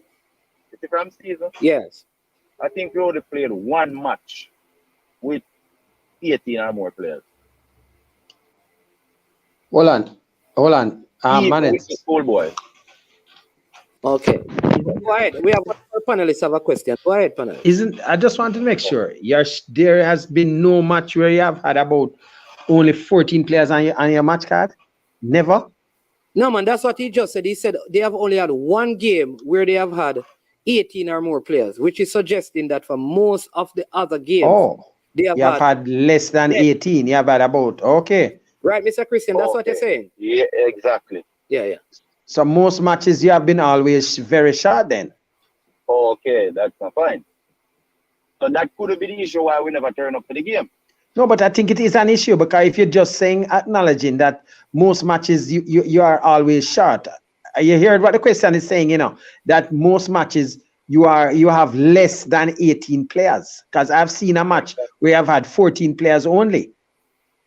Exactly. So remember, you can only use 5 schoolboys at a time, right? Yeah, but the schoolboy doesn't have anything to do with it, You have about 20 professional players on your roster. No, so but that's what he said. Out of the 20 players, he says, so in all he said he has 28 players. 14 of them registered are schoolboys. So they only had 14 other players. Exactly. All right. He said out of that 14, the previous coach got rid of 7. 5. Or 5. 5, he said, which would have left 9 players. I check my calculation, right? Okay. Out of the 9 players, 6 of them were ill. So they would only have 3 players, which means that they don't have enough. The rest of them would be schoolboy. You can't play so many amateur players anyway. Am I right, Mr. Christian? Because I don't want to say this. You cannot say it. We had 7 fit players. 7 fit players. 7 fit players, yeah. Okay, so when you went to the meeting, because there would have been a meeting when the disciplinary committee said all of this. No, we wasn't invited to the meeting. Oh, so there is no appeal. You're planning on appealing the decision? For sure. Okay, all right. So when does that appeal? Because those appeal have to be written and money is paid for the appeal to be lodged. When is the appeal? We are doing what is necessary, man. Get the appeal. Okay, but you're guaranteeing us that the team will be in the competition. You have players, the players are back fit, you're adding players, and we can look to see in Chapelton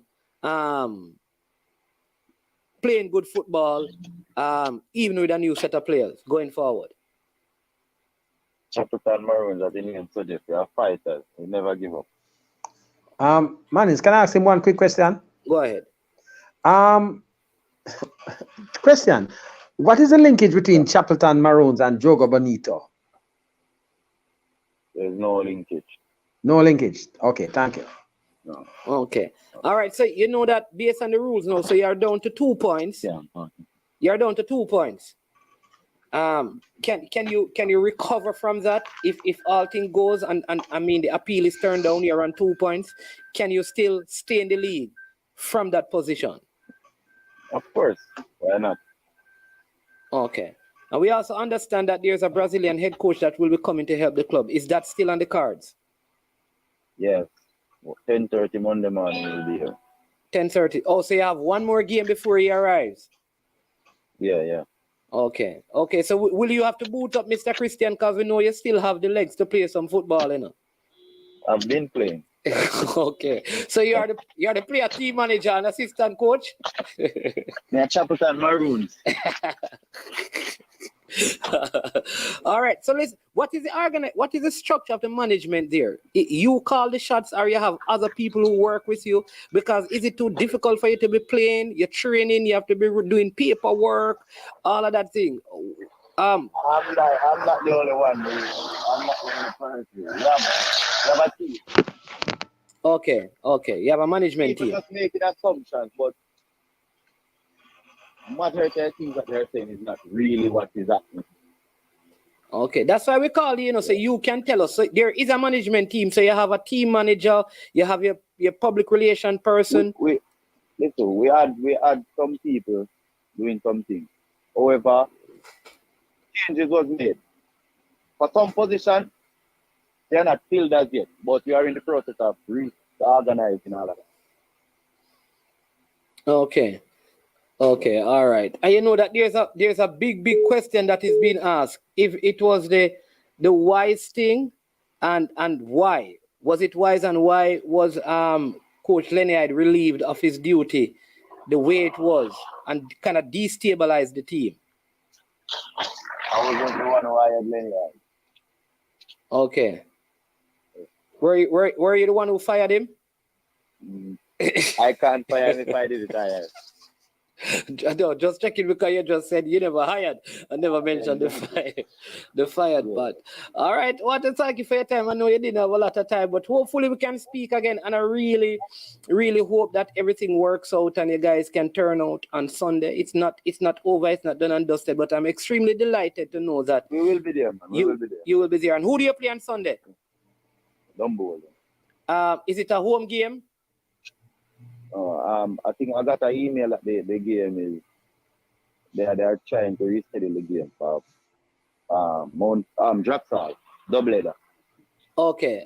Well, I'm going to look for you. I'm going to be out there and I'm going to look for you to make sure that the team turns up. You understand me? Because I'm going to come and watch the new team. So hope you can get in some place. I can assure the team will be there. All right then. Yeah, man. All the best, Mr. Christian. All right, thank you. Yeah, man. So there you go, people. You have heard from the manager himself. They will be playing. They will be turning up. All right. What do you say about that leader? TikTok, he did answer your question. He said he didn't hire him and he didn't fire him. Look here. The only problem I have, and I think Coach Hyde has to take a big part of the blame here, because seriously, once you get rid of about 5 or 7 of the professional players, these are players that every week you should be sure that you can use them. You put the team into problem because of the school amateurs that you have there. You can only use 5. So you have no leeway there once these other schoolboys don't want to play because they can't be forced. Because they're not really getting anything to play. So you're going to have an issue there. So I think the whole thing started back from that. I think they should have probably have tried to have some negotiation before they got rid of Coach Hyde. So I just suppose, boy, going forward, I hope they finish the league though, because it would really throw the league into turmoil by having a one odd team in there. Well, he has answered to that perfectly. He says that it is not the case. They will turn up. He said they do have players. He said there's a medical certification that the players are okay. Some people are saying that it's a medical doctor that runs it, that runs the team. Yes. So that could be where the medical certifications came from. But he has spoken. We have to take his word. And TikTok says that Chapelton should sue Lenny. For what, TikTok? What would be what would be the lawsuit? Well, I can tell you, no man. Lenny really shouldn't have done. For me, if you're gonna carry players, well, I'm not saying he did anything and told any player that, boy, if I'm gone, you're gonna have to come. Because I've seen where coaches have left and players stay. You understand? So in that case, I really don't know. But I know that they. Yeah. Big saying to you, leader. I think the rule wasn't dug up back when he was released. When he released those players, it is after he started using all the SBF players, the rule was brought back up. The rule was always there, man. Everybody knows that rule. Everybody knows the rule. I knew of the rule long before, not just this season. I've known that rule for quite a while now. Even before, when people were mentioning, when Clarendon College is finished, the schoolboys coming in, I always knew that. I said, but hold on, it's only 5 we're talking about. Only 5 you can use at any one time. So what is this big thing about all of these players? You can only use 5. right? So even if you're going to have 5 starting, you have to have 6 players otherwise. You understand? And you can't have it at bare bones like that, because you have to have a certain amount of other players, because that's 6 plus 5, that's 11. What about the next 7 or 8 or 9? You have to have at least 9 or so more professional players there, minimum. Yeah. Right? Yeah. So the other thing is that I understand as well that Mr. Wally Downs is at Mount Pleasant. We're not sure yet in what capacity. I don't know if it is to work with the senior team or with the academy, but we understand that he's there now. We know that Coach Theodore Whitmore is still the head coach there. So I don't know if he's coming to be a technical director to, like I said, it could be to work with the academy. They just had they're having their combine still going on, 4 more days left. We still have 2 free passes or access to it for persons who desire to be a part of it. So it could be that as well. But the reports that we are receiving is that Wally Downs, who was relieved of his duty when Mount Pleasant was knocked out in the playoffs, he is back. Why? He's back in some capacity at Mount Pleasant. Some of you would have also heard that Dujon Whisper Richards will be going Europe, England. Trials, and some people have mentioned Newcastle. We want to get in touch with his father, because sometimes when the kids are going away, the parents normally go with them. In this case, I understand that none of his parents are going, and I would not want anybody to believe it's because the parents are not integral in the life of the kid. But can he be signed for one of those clubs at this age? I don't think so. There are many factors would prevent that. So what is the trial about? Or is it just to train with them? Maybe an introduction. Right. So I want to see if we can get in touch with his father to get some details, because we want to make sure we are accurate. We don't want to, like I say, overinflate stuff and give an impression of something that is not. There are certain rules. You have reached the voicemail. Yeah, there are certain rules that govern the players' movement, and we know that at a certain age you cannot be signed. You can't try to hide it. And if it was trying to be quote unquote disguised, then it would make sense. You bring him to train with the team and then sign him and hide it and put him at an next club. That would be problematic. So I figure that this is really, like I said, an experience, a training experience, right, more so than anything else, which is not, okay, I'm going to be signed by Newcastle. It is. Who won't say that? Yeah, it is, and people have to understand that, because I think sometimes we can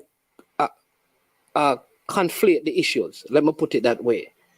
And we don't want that to happen. The kid is a good kid. He has a far way to go.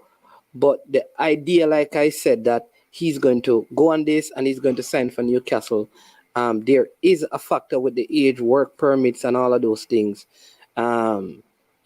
So it's a good thing. What it is really is probably just to do some training camp. And like I said, maybe he'll be spotted, not just by Newcastle, but by other people. And that is it. And whatever comes from that would be good for the kid, good for Jamaica on a whole. But want to see if we can get through to his parents to at least get a better idea from his father. But what say you about that, leader? Well, look here. Every now and again, when I'm hearing players going to England, whether it's something through schoolboy football, when they're here, come on, we all know by now that it's near impossible for a youngster to be transferred straight from Jamaica to a team in England. So we need to get around that part. That's not going to be happening. What we need to do is focus that, okay, he's going to be seen in the wider Europe, which will be good, and hopefully something will work out. Just like in the situation of Tarek Zimenez, that once he reaches 18, he's going to be 18 later on this year. So by next year, January, we'll hear something, just like in the case of Tarek Zimenez, that he's going to one of the various EU countries, and that will help his development going forward. So that's what I expect. But we're not going to see England. We need to get, because people need to know the rules of these things.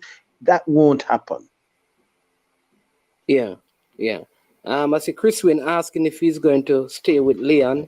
How close is I think Aston Villa is in Birmingham, somewhere around there. Newcastle is a completely different place, but I believe that there will be some. But I don't know. I think it will be very difficult for him to stay with Leon and then train at Newcastle. But maybe after the training and stuff, he probably spend some time with him. You know, if my maybe somebody one can probably explain to us a little bit more about that. But I don't think it is that close where it would make sense for him to stay with Leon and train in Newcastle. I think you'd have to stay in Newcastle, play in Newcastle, train in Newcastle, and then when the training is finished and over, then he can spend some time with Leon. I think after that, they might be going into wider Europe, because I understand that they're looking about the Schengen visa. So it should be going to some other European countries, I'd imagine. Because that is where now, you know, that it's more likely that, you know, they'd have him on the radar from there, and then now just hold on and wait till later this year comes. He signs his contract, and then he moves in January 2024. But I also believe, though, that and I'm going to say this. Yeah, see it? He's next to Scotland. Say yeah. Next to Scotland. It's cold, far, and not much black people there. So I think like it would be far from Leon. But what I'd say though, leader, is that when he comes back from this trip, he cannot just not be playing football or just be training. He has to be engaged in some competitive football. And I think if I were his parent, I would say, listen, register for one of the JPL clubs. So he's with Harbourview, you know. He's with Harbourview. He's still a Harbourview player. A lot of people don't realize that. He's still a Harbourview player? Yes, he is. Okay, well, I didn't know that. And I would say, listen, register with one of the clubs. If you're not going to stay somewhere to play regularly, when you get back to Jamaica, play a couple of games. Right? Because now you're going to be, if you get called up for the national, you cannot not be playing again and then expect that you're going to be called up. Now that you have been called up to the national team, you have to stay on the coach's radar. By the way, Mannings, yeah. I don't want to cut you, but one thing I noticed people talking about, the transfer fee and so on. There's not going to be any transfer fee for Whisper, because he's not a professional player. So that's one of the things. The only thing is going to be their development fee. There will be no transfer fee for him because he's an amateur. He's an amateur, right? Yeah. So people will grab him up for that reason, that they're going to get him for free. There won't be any $10 million thing like that, right? So that is what another thing that is going to make it even harder and near impossible for him to go to England. So people need to even figure that part out. If he does go with a Premier League team, then he signs a contract, then he could probably demand in that sort of type of money. But otherwise, development fee, and Phoenix will get some good development fee money. Yeah. But also Harbourview, no care what, they will also benefit. Yeah, whether he goes back there or not, because he's a Harbourview player. Yeah, so right. The fact that I would do that. No, I know people are saying like his father said he should not. I am saying no. If you get called to the national team, this in the first call up, you don't play any competitive football until March. How do you get into the national team? With a coach like this, when everyone else is playing, he has to find a way of playing. If it's not in Jamaica, well, go to the States and find some way where you can play with a club or something. But he has to find a way to play some football, competitive football. Now, I do understand that his father will say, listen, yeah, man, the money and the JPL, I go rough him up on one, kick him up on one, all of those things. Well, listen, people used to say that when Alex Marshall, quote unquote, was being hyped at St. Giles, people said, wait until he come in the league, man. You think he can come in the league, come to those things, man, I'm going to mash him up, right? But they didn't mash up Alex Marshall. No, hold on there. Let me correct that. Alex Marshall never went into, he went in the Premier League, yes, and played a match, but he was basically hidden, not by Cavalier though. But I can say, what I can use as a better example is that Christopher Ainsworth is the same age as Whisper. And No, man, but I'm talking about the players who came out of schoolboy football, then going in, who people are hyping up, and many people felt like you have only put them like that, man. Right, And they transition. You have busy. Kaim Paris. Yeah, well, no, man. Kaim Paris. Yeah, man. Max, I don't like when you tell me about Kaim Paris, man.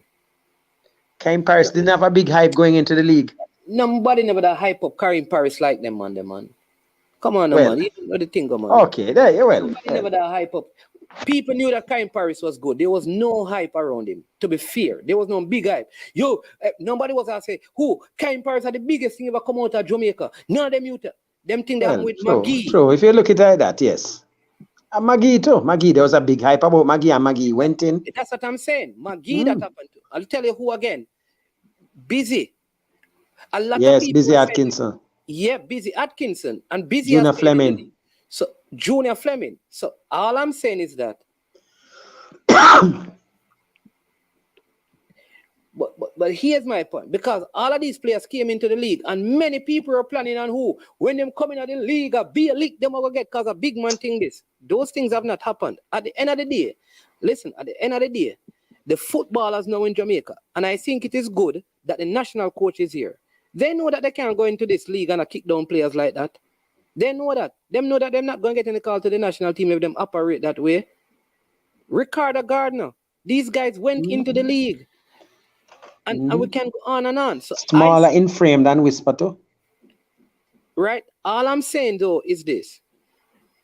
If he is going to be a regular fixture when the national team is called up, he has to be playing. He has to be playing. How do you not play with a new coach and consistently get called? That is a concern. But I do also understand the concern of his father. So I would say, listen, who we playing against? We're playing against. I don't even know. We're playing against. Give me a team. Management. We're playing against Tivoli. But look here, management. Before you even got here, this is a player that they were hyping to go in the national senior setup. Come on, man. Oh my gosh. Yeah. See, somebody else saying the same thing. One saying the same thing. He definitely needs to play football. His development is being hindered. Other young players are playing competitive game every week. He can't sign a short-term deal. That's what I'm saying. Because Malachi Douglas is going to be playing. Okino Jones. All of these other youngsters are playing. He can play, and it's not going to tie him to any club either. Sakon Satchel is being hyped up. Malachi Douglas is being hyped up. Burkett played for Dunby Holden in the last game. And he's what? He's probably the same age or younger. Burkett, same age. Burkett is... Burkett just turned 17, Just turned 17. Yeah. So he's in that same age group. No, Burkett is 18 this year. You know? Yeah, man, he's 18 later this year. So he's the same age. Technically, he's the same age. So yeah, that's what I'm saying. They're basically the same age. So but I think, and maybe what they can do is I don't know, control the amount of time and the games that he plays. That's simple. My thing. But yeah. So if you feel like these particular set of defenders are too aggressive, if you feel that way, then don't play him in that game. But he has to be in a very competitive environment, because it's going to be difficult. Training alone doesn't develop you, in my humble opinion. And I understand what you're saying, a wicked man, bro. But I just feel like unless he's going to stay in one of those overseas academy. Well, let me hear. I see some comments here, and I just want to say something. Whisper is a special player. He's a good player. So I don't want anybody to say he's average. He's not an average player. He's not an average player. I have to follow. No, there's a comment in there. I don't say who said it. Whisper. Pessoa, Trevor Pessoa says average. He's not average. He's above average, right? But when they say he's world class, I'm going to be honest. He's not world class, but he's a way above average for his age, and so he's good. He can, but I don't know why they want to hide him from that. But I'm going to say one thing here now. I hope when it's every 2 weeks, the coach is going to have the players in the camp, right? The next camp is next week. The next camp is next week. So let's bypass that one. When the next one comes, I hope when they near the March time comes, we don't hear people beating down why he's not into the actual national selection for the Mexico match. I know that is the next thing I'm going to expect, that we're going to hear that he probably went to England. Everybody wants him in England. Everybody wants him in Spain. Why isn't he in the national senior setup? I'm waiting for that. Fresh God. And Fresh God and Jason, why you never tell me this, man? We don't even have 50 likes. I can't believe it. Come on, people, hit the like button. One super chat, one super sticker, no super chat. We don't have 50 likes. Oh, my Lord. Come on, people, do a little better than that. Hit the like button, please, and thanks. Appreciate it, all right? Appreciate it. When you don't give a lot of likes, it disrupts the stream. It made the internet go bad. So hit the like button. All right. So we have some breaking news on the Usain Bolt. Every day there is some breaking news, like breaking records. It says, breaking. The majority of withdrawals from the account of company Wellgen LLC, which Usain Bolt used to invest funds in stocks and securities limited, were done under the name and purported signature of an ex-member of Bolt team. A source close to the probe has exclusively revealed. All right. So they're saying that somebody on Bolt's team was the person withdrawing the money. All right. That's what that is just saying. That is the latest leak right there. So let me read that. But TikTok, Bailey is in a different position though. Bailey was, remember, the good thing that Butler had in those times was that he was in Belgium with the players. They were playing competitive football. It's a little bit different. And people forget that Butler also was playing in competitions in Jamaica with the Phoenix team. He played like in Central Major League, and he played in a couple of the competitions with them. What I'm saying is that they are not in any competition now, so they are not playing any football. And then, like I said, they were in Belgium playing. They were playing competitive, and they need to play competitive football. That's all I'm saying. He needs to.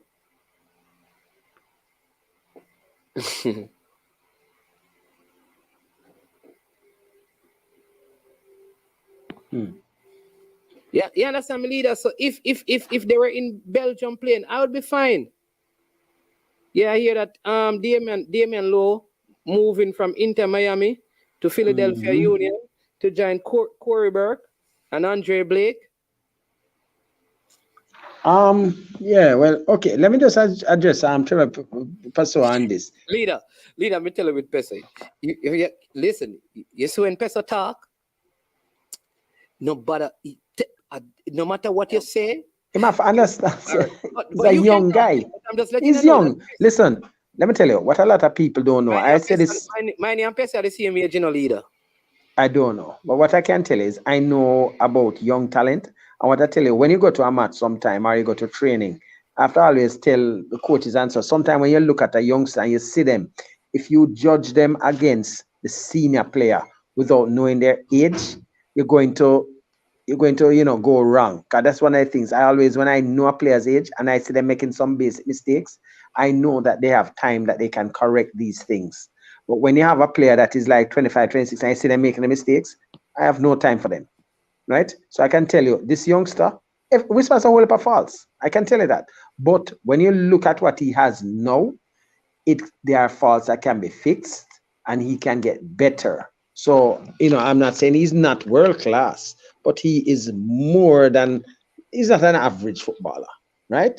You have to give him that. We want to see him against the bigger players though. And as I hope that maybe when he comes back, we might see him turn out a couple games for Harborview. Because like it or not, they can't get around the Harborview thing, So if they're thinking that they're going to get him transferred and not going to go to Harborview, that's not going to happen. Yeah, they're going to get training compensation. Right, that's the only thing when it comes to training compensation. There's not going to be a $10 million transfer fee because he's the only place that could get him is if he's with, what's that now? If he goes to Harborview and sign a contract for say 5 years, and they know they can negotiate around that. But there's not going to be any fee like that. That's not going to be. He's an amateur player, right? So he's going to go for free. Yeah. I just put it up.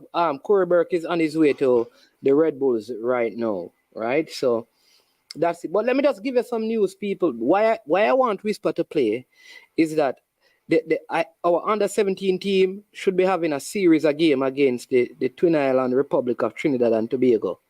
All right? And our national team should be playing them in a series of game in Jamaica in preparation for their Nations League game and our Nation League game. All right? Right? So if those games are secured in March, early March, Nations League game for the national team where the local group of players are being played, it would make sense that Whisper be playing some football. That's all I'm saying. Mannings, would you call him for a game like that if he's not playing? It will be difficult. It's 2 games. I think they're going to play. My suggestion is that they play one in Kingston and one in Montego Bay. Local players from Trinidad, local players from Jamaica, and I think the fans should go out and support this because the coach and thing get some victories under his belt heading into the game against Mexico. You know, but the truth is that if between now and that time, which is more than almost a month and a half, he's not playing any competitive football, I think it will be very difficult with this new coach that we have. It may have been, he may have gotten away with it under previous leadership, but in this particular one, I don't think so. I don't think so either. Yeah, big up man like AQ in the building. Why use the world class and say Whisper is not world class? How was that even possible? That was never an option. Who was saying that, AQ? I didn't see that comment, you know. But he says he's very special, though. Yeah, he's a very special player, man. Yeah. Him play ball for Harborview when him little. Every youth team that a player transfer from gets a piece of food when him get a big transfer. A regular thing that. Okay. Old rival TNT is back. Time to eat them food and Hey, Ram Simit, hold them comments there though. Right, so you say you hear it here first, right? So our under-17 should be playing Trinidad in a couple of games, and our senior team should be playing Trinidad and Tobago in a couple of games, which I think is good preparation. So far we have no scene entering Z scene. Unseen. Mannings, I didn't hear one thing before. So the under-17 going to be playing Trinidad when? A couple of games. I don't have the exact date, but well, they only have about what? There's another what? 2 or so weeks before. Yeah. So it could be happening next week or the week after that. But is they're playing Harborview tonight. Yeah, they're playing Harborview tonight, and then in next week they have a couple of games before they head off. Okay. Yeah. Corberg going to New York Red Bulls. Yeah, man, we get that. Unseen, what say you? You have seen the issues that we have been discussing. I know you're out for a little bit. Still sporting a Chelsea shirt. So first thing, the leader. Are we talking about Whisper? Let me just ask you that. Should Whisper play a couple of games in the JPL so that he can still be on the radar of the coach? I don't think so. Don't need to play in the JPL. So what should he be doing? Yeah. Just training on himself by himself and be called up to the team? No, but he's at an academy, which is, one of the academy that is producing. So is it the academy just training, but they're not playing in a competitive game? So Unseen, you will call him to the match against Trinidad without him playing any other matches? Call him to the training, and then we'll see him look from there. We not call him because straight go play. I'll call him to the training, and then I'll look at him from there. Right? That's what we're doing. Okay. No, Unseen. Yeah. So you are saying that players who are not playing competitively with this new coach should be called to the national team. We just want to make Exception. Players with talent. So you're saying that for the national team, like a Whisper is exceptional enough to be called, even though he's not playing competitively. But it's not like he's not training or he doesn't have the quality. No, I'm not talking about training. I'm talking about playing competitively, because you know as a coach that training and playing competitively are two different things.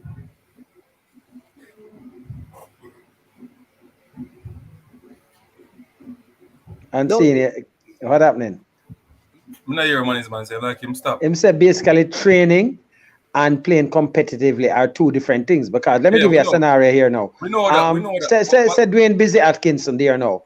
I might be taking him into my little academy, and I'm going to make him stop playing for Cavalier as of tomorrow. So when this thing is called up, he should definitely be called up once he stops playing, but he's training with our academy.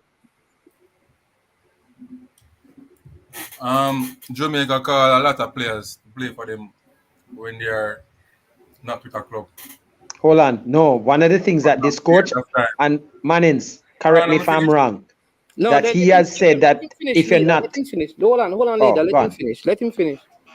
I'm saying, in this qualification, the JFF or whoever select the team, select a lot of players who doesn't have any team or just training. They were training and they still call them to the squad. You understand me? We just said this. That's why I ask you under a new coach. We have a new coach now. So let's talk about that. That's what we're talking about. That's what I ask you about. Not what used to happen in the last campaign. So I'm ask you the next question. So like a Ravel Morrison, don't have a club for 4 to 5 months. Should Ravel Morrison not be called to the club, called to the national team? I can tell you this. If Ravel Morrison is not playing any football to 4 to 5 months, this new coach is not going to call him, because that is what he said.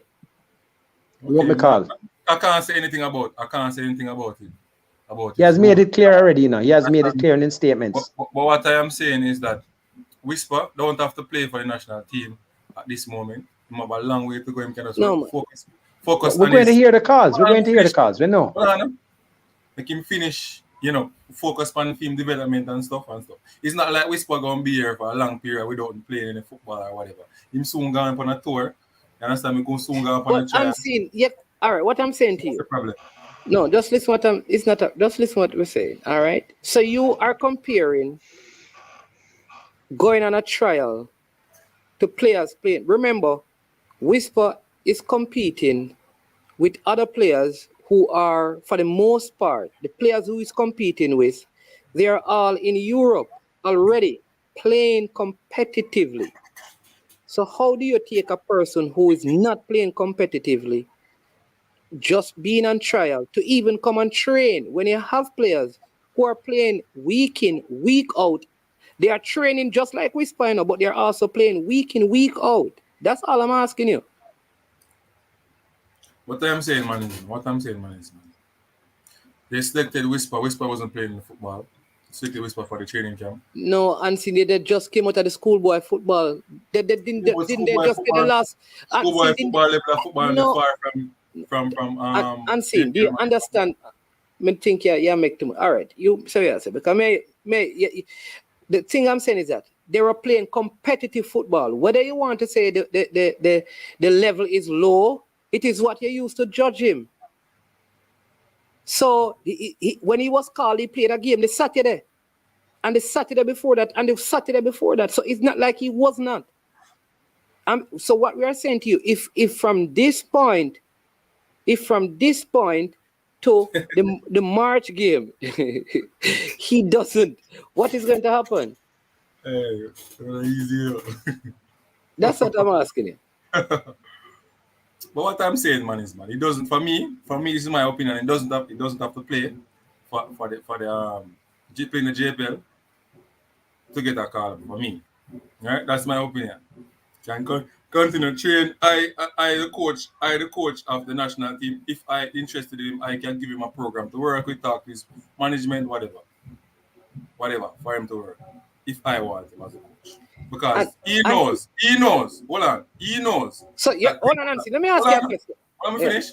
He knows that Craig Butler, if him not know, they must tell him already. Say him now go play in the JPL. All right, hold on. No, so I am Richard King agent. If I call him and say stop playing JPL until you get a next contract, we're going to give you high level training. Should he be called to the national team? What is different? Different. No, I'm asking you. Yeah, fine. It's a different scenario. What is different? Because that will never happen. So it's different because it will never happen? Never happen. So here's the question, Nancy. If a player can choose to not play in the JPL and train at a high level, should they be called to the national team? Man is bad. We are talking about a particular player, Dejan Whisper Richards, and we know the management, what they are about and what they are going to do.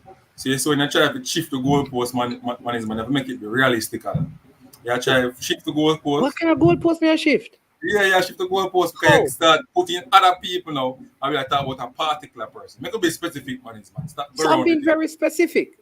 No, we are dealing with Craig Butler, Phoenix management. I have not called the only two names that I have called in all of my discourse is Whisper and I call King. I don't know how Craig Butler get involved in the conversation. Right. The management, because them have a lot of power behind Whisper. We move everything. So you have to call. Right? Me and you know that Whisper will not play in the JPL. Right or wrong?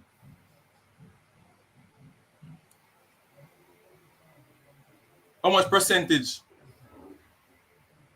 is it for Whisper to play or not play? How much percentage? Yes, how am I going to do that? I don't know. I think it's a 100% chance that when he comes back from this thing that he's going on, he's going to play in the JPL. I believe so. I am convinced that with the coach talking to him and his father about his need to play competitive football, he's going to play in the JPL. I'm 100% confident. Well, if it happens, it will be a great news. That would be like a breaking news. It will be a breaking news, man. So continue the point now. You understand? It's continue the point.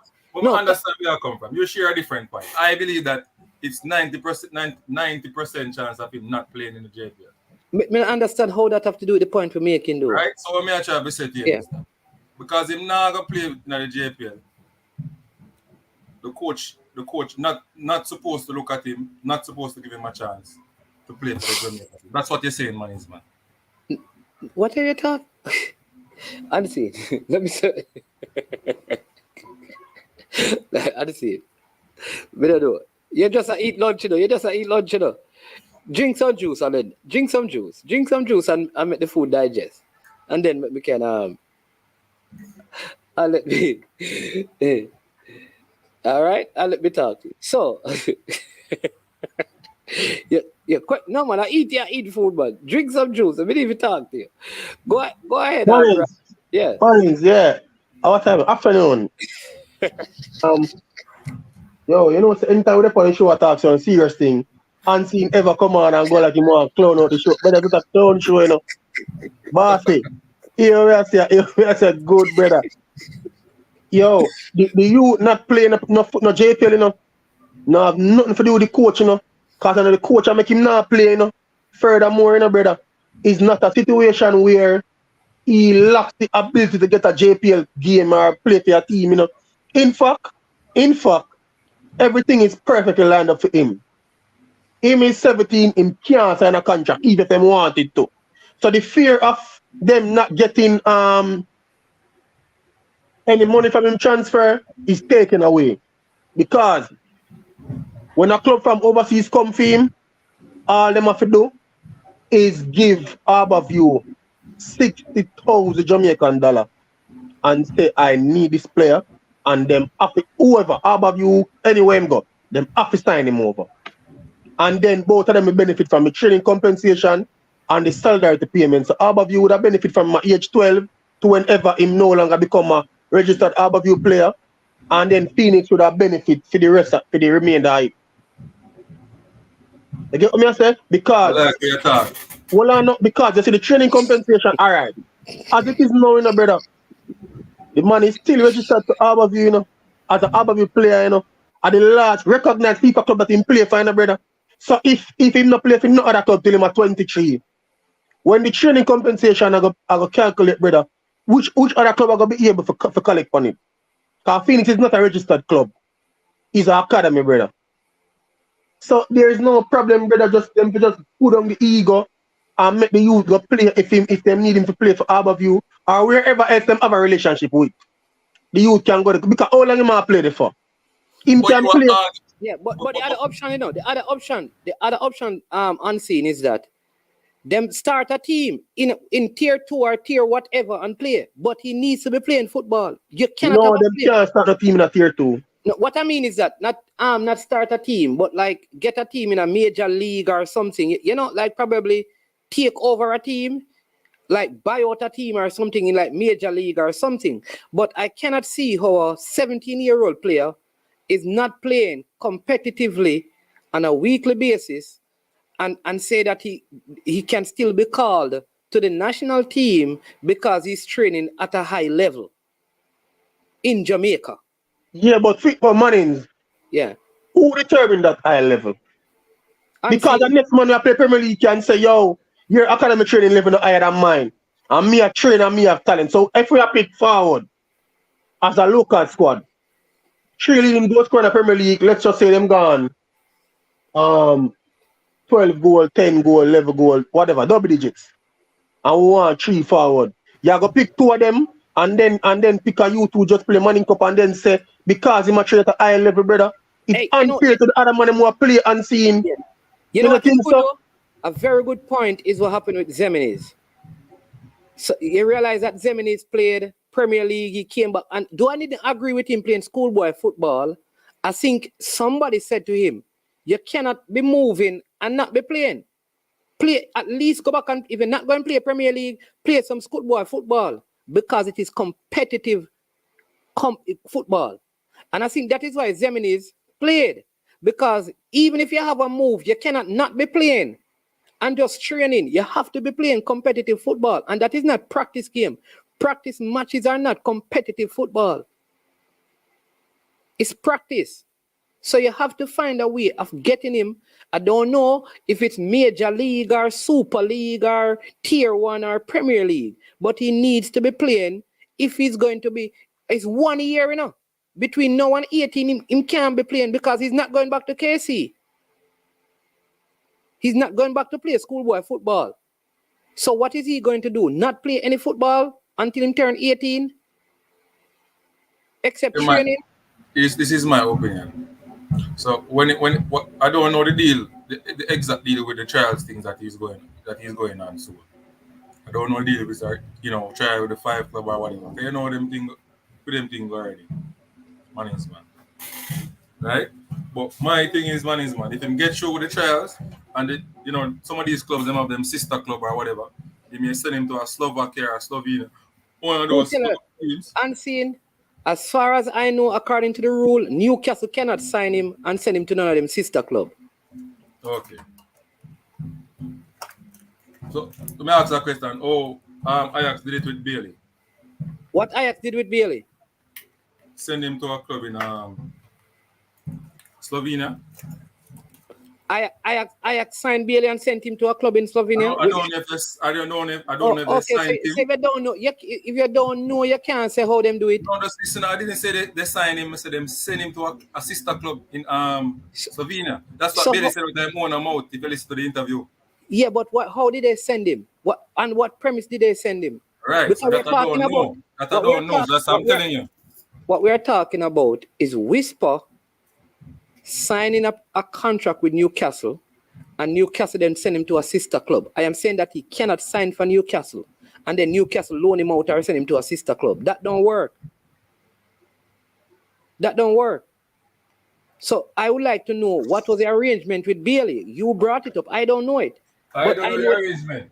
But Bailey said I think what Unseen want to say is that like if you go to England and a club over there and they are interested in you, they can send you to Scandinavia. Well, they won't sign you, but you know, I mean, they can refer you to another club who will sign you, and So, then Brian. if you develop, then you can move back to England through the exceptional player route, etc. So, Brian, so money's man couldn't comprehend that. What me just tell you. No, that's not what No, you're saying. I don't know what that So, is, brother. so I never that is said. Hold on. Maxwell is back. Maxwell, what you have to say about this? Hello, Maxwell.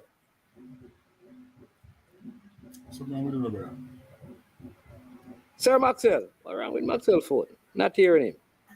Maxwell internet now work. Everything now work. Let's see how Balakar calling. So let's see if we can call about Balakar. Ansi, you're going to trouble now when Balakar calling up. Balakar. Balakar, I'm bridging. Don't see that say if you don't take no call, you know. What go on, big coach? So when me say no, yeah, because I just saw what you take all the people I show for early. But they are doing nothing. Very mighty. So if him go England and them say they want to see him play more football and whatever, and him can't sign him next year as well. Everybody has said, you know, man is man. He said if he go on Premier League club and then when he left and pay a club go on piece of something.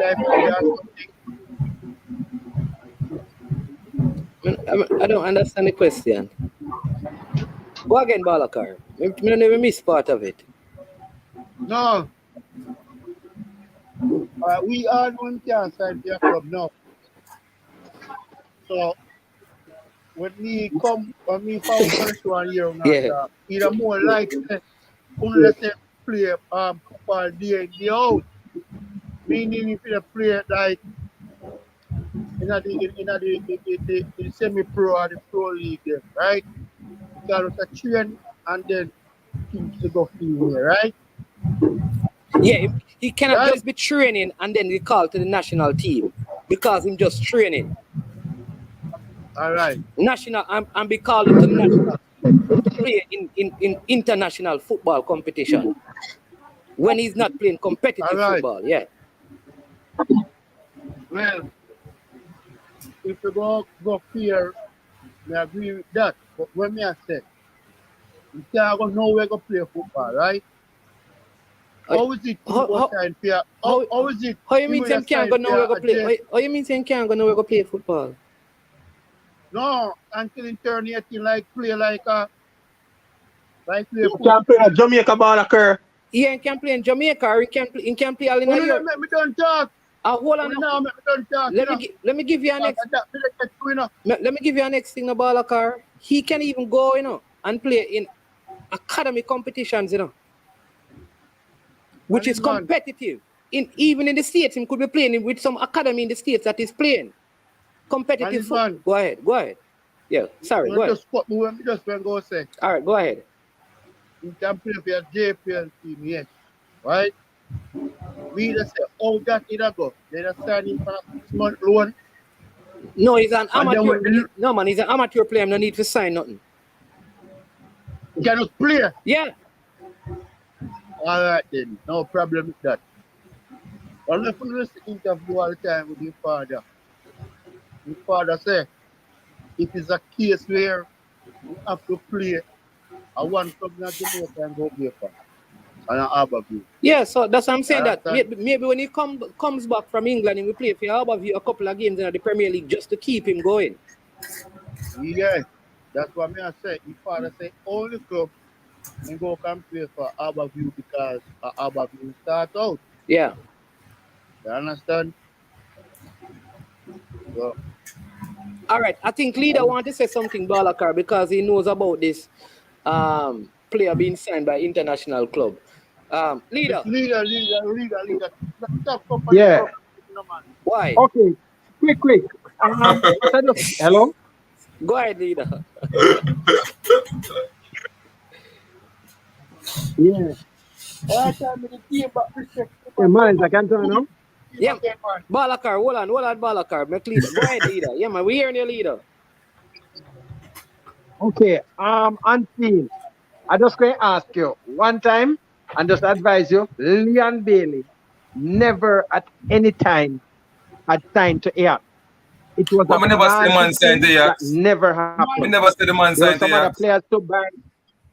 I never see the man No, signed to Ajax. there was never any connection between the two. Stop. So the man I It tell lie never then. happened. I'm Man just tell telling lie you, then. it Man never tell lie. happened. All right, Even Leon close. Bailey. You mentioned about a sister club. The club that he went to, Trenton, had nothing to do with Ajax. I'm just telling you. Unseen. Right? He moved from Trenton to Genk, and then he moved from Genk to Leverkusen.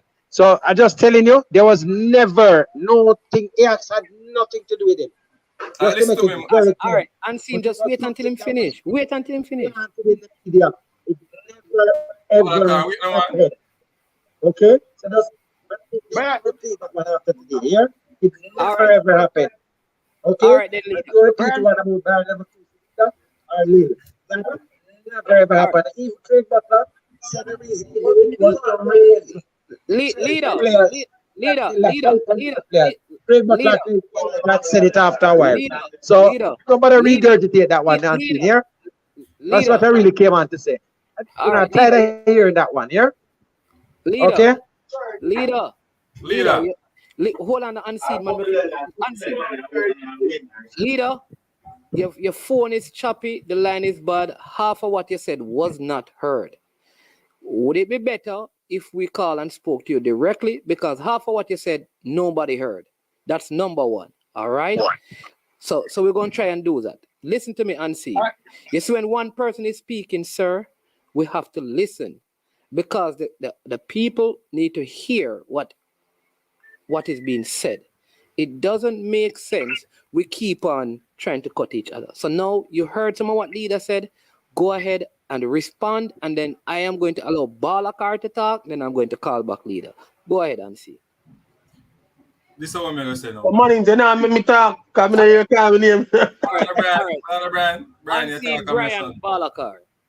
That is it. So the first thing is, I will take what Leon Bailey said more credible than what leader said. Argument done. And what did you say Leon Bailey said? Leon Bailey said Ajax sent him to his sister club. We never say Ajax signed him. Ajax sent him to a sister club. In I think Slovenia or another country. I don't remember the exact country. Right? And he played for a club there. When Ajax did want him back, some problems did happen where he couldn't go back to Ajax. Couldn't go to Ajax, where he could have signed. And that's exactly what the man said. You can go listen it when him that talk about the JFF never make him get visa or whatever. The same interview there. Him said, right. You can go back and listen. All right, so Unseen, what I'll say to you, right, is that say that you could play football and you came to St. Anne to play for Mount Pleasant and I'm the coach. And I said, no, but you're not good enough. Why don't you go and try out for Madras up in the hills of Alexandria? I have sent you to a club, but you and I have no arrangement. So you are right and leader is right. Balakar and then Brian. No, when me I say no, it does come to talk about the whisper thing and playing locally as Jamaica. A football with the talk about, we not talk bias. So we get the answer when we did want already. So big up yourself, man. Big up yourself, Brian. And big up yourself and see. Now go back in our comment. You see me? All right, Balakar. Football we are talk about. We not talk about no grudge and you know. All right, respect. Thing you want to know about. You see me? Respect, Balakar. Appreciate that. Yeah, man, because I don't like when we the back and forth and every time this man come on the program, it's a find him and make way. He might do like he want to bring down somebody. You go and go listen about the interview, no big man, and hear what the man say. That me I tell him to do. Child say the man never said no club sign him. So my time we need to just take time out and do the right thing. The other day, Brian might come on a show and say something. And when he tell me I got to do some research, me not do it yet. You understand? So we don't want everybody to fight over this, fight over that, fight over this. Your baller already, man. You understand, man, is man? Yeah. So just big up on yourself, man. I go back here and comment, you know. All right, Balaka, respect. Thanks for the call. All right, Brian, your time. Brian, you said that I was going to say in terms of Unseen may be right in what he's saying, and Leader may equally be right as well. But I think I'm not negating the fact that they may have sent him to the club. But as you said, I don't think it was like I think it was more of a relationship in principle than something in writing to say transfer and stuff like that. Yeah, man. All right, Leader. All right, so I'm going to allow you to speak now, right? And let me just tell you what I said. I think you may be right and Unseen may be right. So Leon did go to Ajax, and Ajax, for whatever reason, would have said to him, listen, we have a sister club. Why don't you go? Because we are sure that you could meet them or whatever. And he went there and he did well. So Unseen is right. Ajax actually sent him. You are right because there was no, you could be right because there may have been no official. Go ahead. Hold on. Let me just go into that there. Hold on there now. The time when he was doing the crisscrossing across Europe, right? Let me just go into it. When he was doing the crisscrossing across Europe, the club that he had settled in was eventually Genk. He had went to a club in Austria first, then he went, after a while he went over and then he got settled in Genk, right? But before that, there were stories that were coming out that the players were at Ajax, they were at here, they were at there, right? None of those were true, right? After a while, they got into immigration problems in Belgium and they had to come back home. After they came home, they were here for a while. Then they went back again and they went straight to Trenton, not Ajax. I'm telling you how the thing went. He went to Trenton. After he went to Trenton and as he turned 18, listen now, let me tell you what you're coming with just to make sense. He moved from Trenton to Genk for a very small fee, you know, because that is fee. So why would he move from Trenton and not to Ajax at that time? He could have moved to Ajax. Come on, man. You have to get the timeline. I know the timeline. He moved from Trenton to Genk, not Ajax. Okay? So I'm not guessing on this thing. I know the whole timeline straight through. I'm not wrong on this. All right. Right? I'm not wrong at all. Right. I'm 100% right. All right. So just listen to Unseen, please, Leader, without interrupting him. Go ahead, Unseen. You're muted. So Leader, first thing I'm going to say, I'm going to say it already upon him. I'm going to tell you what I'm going to say. I prefer to take Leon Bailey words credible more than yours. All right? So that's the first thing. Now, me and I go down the road with you where I find out who is true and who is telling the truth and who is telling the lie. All right? I'm just saying what Leon Bailey said on the interview, that Ajax sent him to their sister club so that they could take him because they could not sign him at the time. So that's what Leon Bailey said, and we are working with what Leon Bailey said. All right? All right. So, Leader, let me ask you a question. Were you traveling with the team at that time? Look here. Let me just go into something here. Let me go in. I don't want to discredit Leon Bailey, you know. But there are certain things that Leon Bailey has come out and said that are not true. Okay? All right. So here's the thing, though. Leader, here's the thing, though. Here's what I'm not going to do. I will not allow you to question the man's credibility because I'm not going to. Just let me finish because he's not here to verify any of the information. So let me just conclude this matter and then I'll allow Carlton, who was just joined, to come on and say something. Let me just speak to you. All right, so let me say this. All right. You could be right and Unseen could be right. In his traverse across Europe, he could have gone to training or anything at Ajax. And Ajax may have said, go to us. Ajax may have said, listen, we have a sister club named so-and-so. We think you'd be a good fit there right now. And he went there and he did well. It may not have worked out for him to get back to Ajax after that, so he ended up at Genk. So both of you could be right. It doesn't mean that to use that to say that Leon tell a lie is not I don't think that is conclusive that it was so, and it should not be dealt with that way. So let me just listen. Yeah.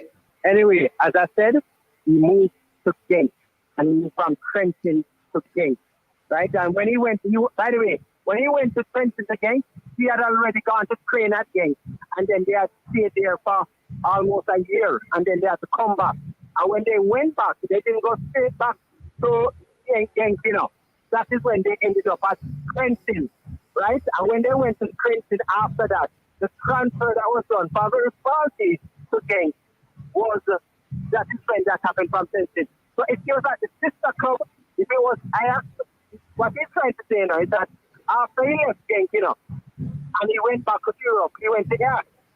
Okay. And the Ajax was saying, sign, you know. But we're going to send it again. We're going to send it to Trenton and then Trenton send it again. All right, Come on, all man. right, You know all right, that time all right, leader. We have thank you, leader. We have yeah, man. All right, we have Carlington Grant on the line, so we're going to talk to welcome to the show, Carlington. First time, you're muted, so you can unmute. Yeah. I don't want leader leave yet because I realize leader have a problem with Leon Bailey and Butler. I don't know what problem them have, but from last night, I watch Ryan LFC show. He's actually gone. Somebody is calling, but go ahead and make your point. He will probably be in the comment section. From last night, I was taking a clip at Ryan LFC show, and everything you talk about Leon Bailey, leader jumping and him have something to say, and Leon Bailey telling lie and all of this.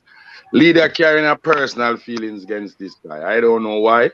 I don't know where man Craig Butler have, but sometimes leader. Sometimes him talk things where it's facts, but sometimes he make on the outside other people think like he's fighting Leon Bailey. Sometimes him say things where maybe true, but everything when it comes to Leon Bailey or Phoenix, I think leader have a problem. Yeah. That's what I'm saying, that what Unseen is saying is right, you know. And although leader giving all of the timeline, it doesn't mean that Leon would have gone to Ajax, and Ajax could have said, no, man, at this time, we're academy full. At this time, we're not able to do this. Go to that club. He went to that club and he did well. All right, then he moved to Genk, and Ajax could have gone in and got him. And for whatever reason, it never worked out. So it don't mean that Leon told any lies. You can't use that. You may have other reasons, you know. Yes. But in this case, I don't see how you can say that a lie is being told, because both things could be true. True. You understand me? But we have, just hold on, don't move, Carlington. Welcome to the show, caller. Yes. Brother. Midday here, man. Go ahead and make your point. Now, sorry to keep you holding for so long. Yeah. No, man, but I'm listening, man. But you what happened now? So we need that thing in the brother.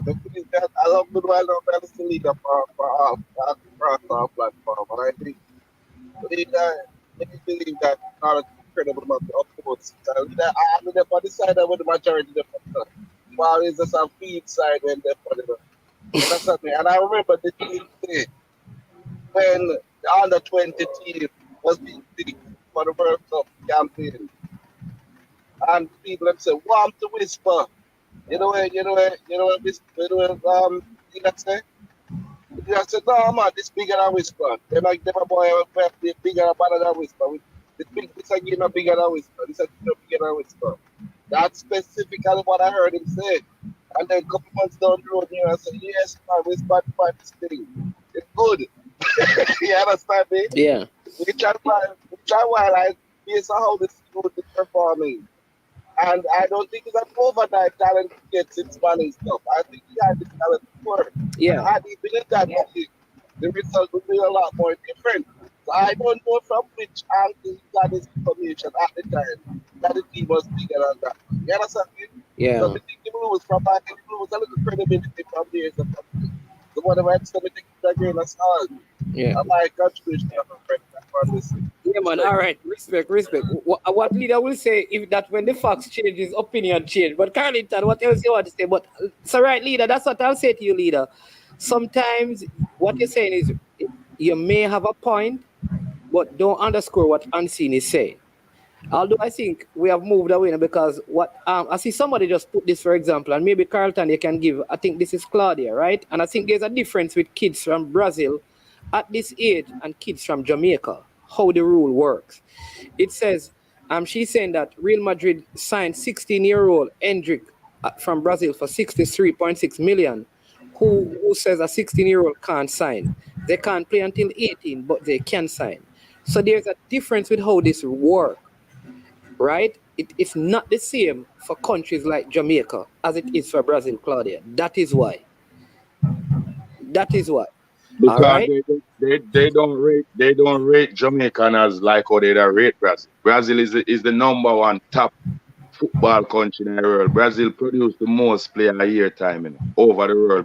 Brazil have the most player over the world. Yeah. Over every country, Brazil have the most player over the world playing overseas. So Brazil as a top country, when you see a talent, them are gonna spend the money for that talent.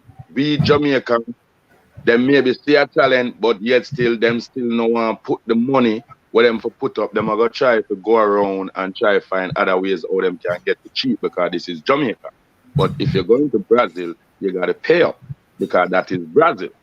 I think there's a difference with how the rule apply in terms of where you're ranked in the world and all of those things, and South America in comparison to, like I said, Caribbean and things. I think part of the rule. Brian, do you know the rule exactly? Why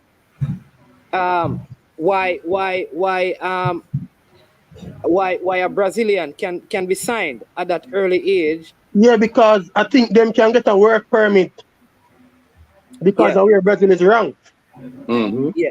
Same thing. Yeah.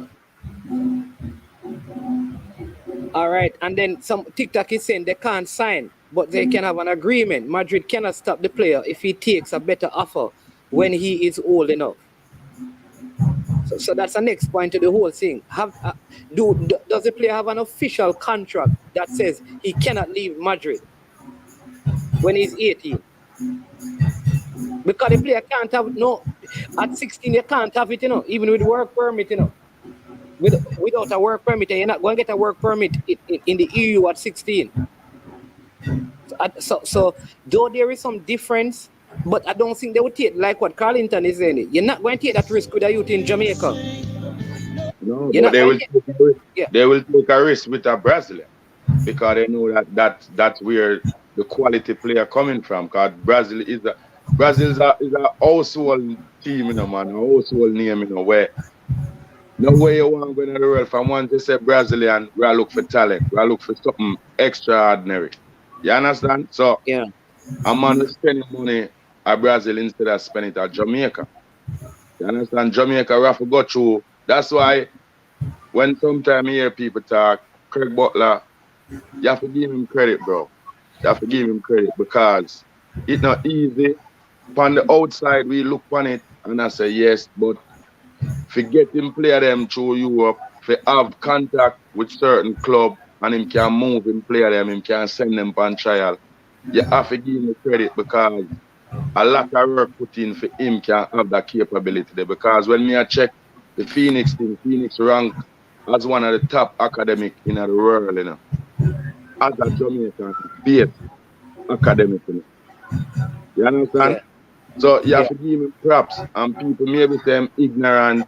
Yes, we know him have that side of him, but maybe him have that ignorance that make him pull through in life. Because remember, when Nandy Lou used to play for Jamaica, people used to say Nandy ignorant, but Nandy never really ignorant. It's just him ego, and that is what get him through far in life.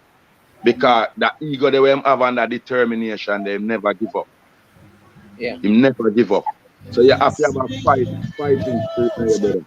And sometimes you hear Craig Butler talk, him defend him play a lot. Him prefer take the bashing and put him play them behind and take all the bashing from the media because that is what he's there for. That is what him is a manager for, defending player. So you can't fight a man to defend him play them and want to see him play them go in the right direction. You understand? Because sometimes you see the man must say this and Craig Butler and I want him play them play this so because I'm gonna tell you the truth. Some Jamaican coach, it don't make no sense. You send the UM there and because some of the coach them not technically or tactically coaching the youth. Because first of all, you have a lot of youth playing the Manning Cup. And me hear Craig Butler say a thing. And me as a young coach, when me used to coach Rockford side, I mean used to coach conservative. From me a coach Rockford side, we always look for the player them weakness. And if you use right foot, we have a training session, it was a all-time training session, but it was a training session where me bring quality in my player them. I don't know if you remember a youth named Ryan Reed, who used to play for Donald Quarry and Jeremy and Rowe. Ryan Reed was one of the top leading goal scorer in a Manning Cup, tie up with Key Madrid, 15 goal, play all Manning. And he was at DK, he never was at GSC or KC. That year, I think Jonathan Grant beat them in a Walker Cup with Uli Wolf them. And when me can look as a coach and see me have them quality player as a young coach and nobody don't know about, and when me bring up them player from scratch, me have player where could even kick one. All right. And when we're done with him, we have a person here from Real Madrid who is live to tell us how this whole thing works, and he's at work, and we don't want him lose his job. We call him Wicked Man. Yo, the man say Real Madrid, yo, a joke thing. Once a man, good evening, good morning, good everything. What me I try to get you to unseen from earlier is that unseen. Yeah, say man forgot Europe and whatever. Remember, bro. So when Chippy them and Sharky them and them brother, I think Kyle them did their Europe, brother. This is like 2012, 2011, 2013. This rule where they must say it age restricted wasn't there. It wasn't there because what? You see the African fake agent them. We are carried little youth them and carry them go to Europe and by the time they reach airport them abandon them and them thing there. This is why FIFA put this rule. So we while everybody else can go at 16, 17 or even younger at most times, we the behind as a general say no. That even remember what he say, but most of what him say. People, see leader just go doing research and you see him typing unseen is correct on the Ajax. All right? Yeah, man. When I say leader always chat something and say, I'm sure about this, I'm sure about that, and then you see later I'm just go do some research. You know, say and I say go. But yeah, man, bro. Why? As a general, everything a general say, it connect. I just the truth. My personal opinion is that Sir Butler need to get a team for the youth them to play competitively. This one bag of practice match thing, it can go so much and so far. You them have to play competitively. Alright, so you get a team from Major League. Have them a play this. Till when a time for them get a contract overseas, yes, make them go on. Cause the transfer will still come back to you. Seeing? Opposed to have the man play games and a train. Which is what I'm saying. You can't if he's going to leave at 18, you can't have him just a train. He has to play competitively. No, I am not saying that Jamaica, but you have to find somewhere. Even if Phoenix are going to enter, I hear they're supposed to take over a team called Las Profectos. Even if they're going to do that and play in the Manchester Major League, I am fine with that. But they have to play competitive football. You know that Carlington as a coach, you can't just train for 1 year. You have to play competitively. That's true. That is the issue we're saying in a Wicked Man, Chris, which you agree with. You have to play game. Mine's one. What I want to know, because they must say you have to play is an academic. We want to know the rest of the academic over the world. They play competitive football. Yeah, man. Yeah. That's why I think Jamaica system gets shagged from them stop A-League and from them stop the under 21. When Simonis did come, remember, brother, Simonis coming up, and the man said we cannot have one league or two league. We have to have a competitive league next to the national league. And me can remember when we did have A-League and we have National League and you have the under 21, Jamaica National League was a better National League than now.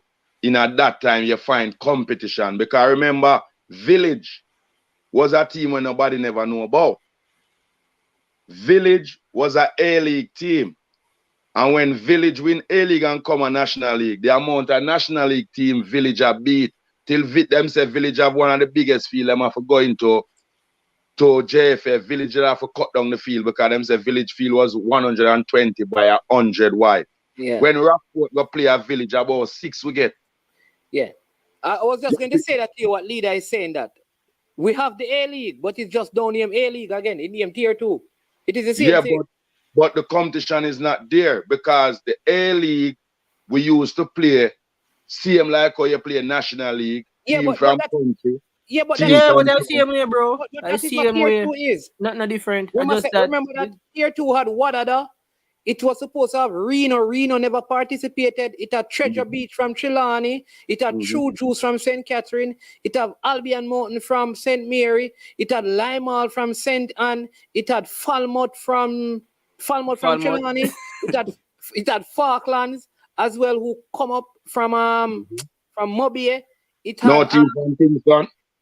No, they decided that they were not going to issues. Right, but you know that FIFA just informed the JFF that Cassava team. Wait, bro. Let me give you the big news here. So the next year too, any Cassava team who want to participate can participate, and Cassava can't do them anything. Okay. So that means the next year too, the Cassava team can participate, and they cannot be sanctioned by Cassava. So basically, Manins, man, So Real Mona play. Team in it, yeah? Real Mona go play this. Is Real Mona win it? Yeah, okay. They win. So Real Mona going to be in it. There you go. So as what you just said a while ago, because I listen what you say in the Manins, man, and you say a while ago because some of Cassava team them never want them to enter. That means we don't have an organization. We have a power struggle. It's a power struggle. But if you coach it Cassava, you know, say from long time that is not a new phenomenon. No, but remember the best president of Cassava we made it say in my time, it was Mr. Stuart Stevenson. Yeah. Yes, I think is the best manager that as a Cassava manager, Stuart Stevenson, can make a lot of things work. Manins, man, the Tier 2 and the Tier 2 that still not prove that was a A-League. When me talk about A-League, when you win Major League, you enter into the A-League. But I see same thing happen now. The same thing. No, hold on. Because when me hear you just say a while ago, some team never want to enter because it wasn't, bro. It wasn't a team issue, bro. It wasn't a team issue. It was a team issue. It's a federation issue. Cassava don't want them to play. Only Cassava alone. One. Every other parish was in it. Every other parish, just like the A-League. So the next one that is going to start now, every parish, including Cassava, will be in it. And if you win it, you go straight to the first and second, like in the A-League time, go to the Premier League and 2 teams get demoted. Okay. I understand. We can somewhere else though. Go ahead, Anthony. If you win Major League, you have to do a playoff before you go in at the Tier 2. Yeah. And then the next thing, this is the thing where maybe I try to say, but you're not telling clearly.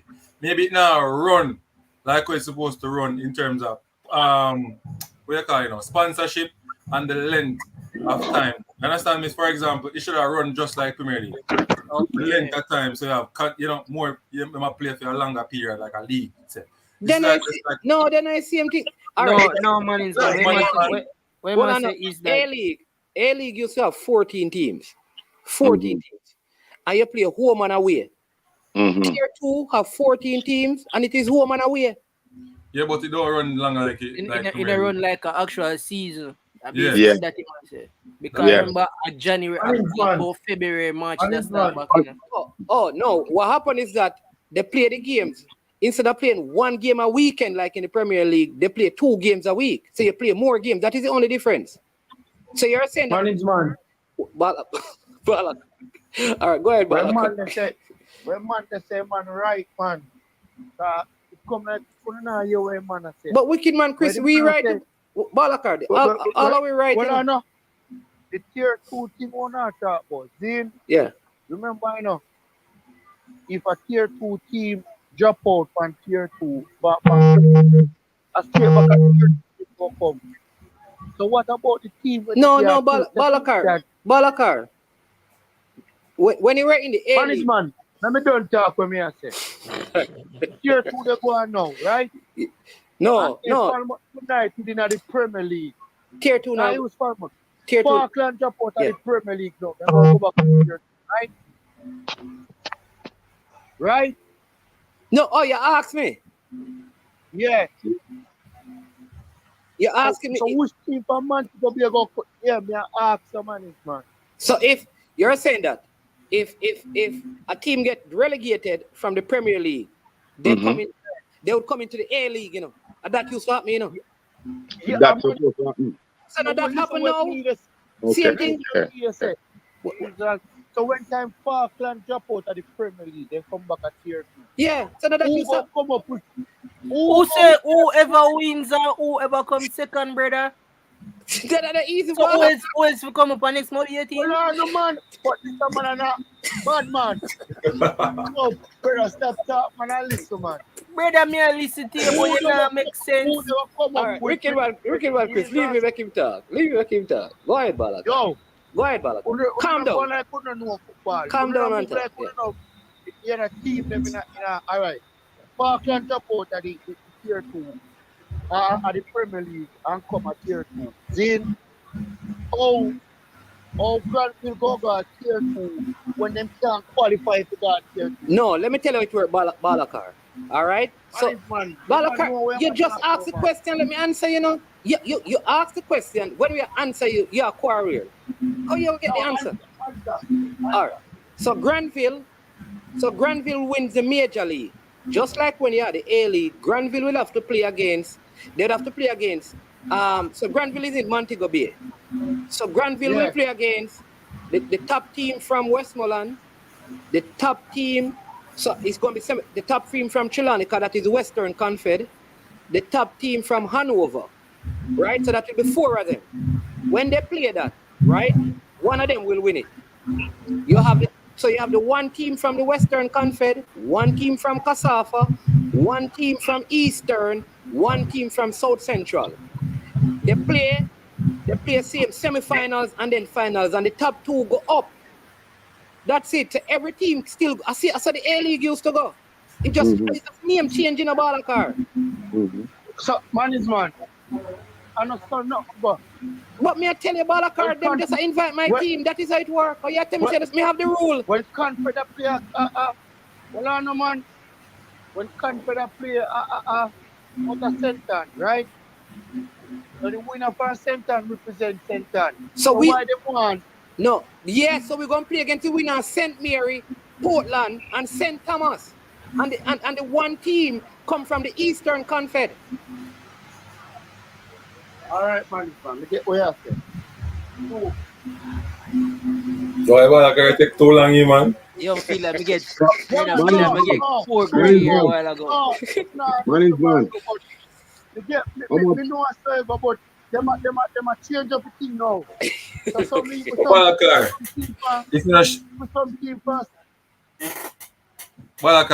you're not sure about somebody, you have to ask in a virgin. No, man. Auntie don't go talk when I'm sure, you know. Feel like just get 4 grade here. Go ahead, Balakar. Make your last point and go. Go ahead. Somebody's man, all right. Yeah. When they go and now tier 2.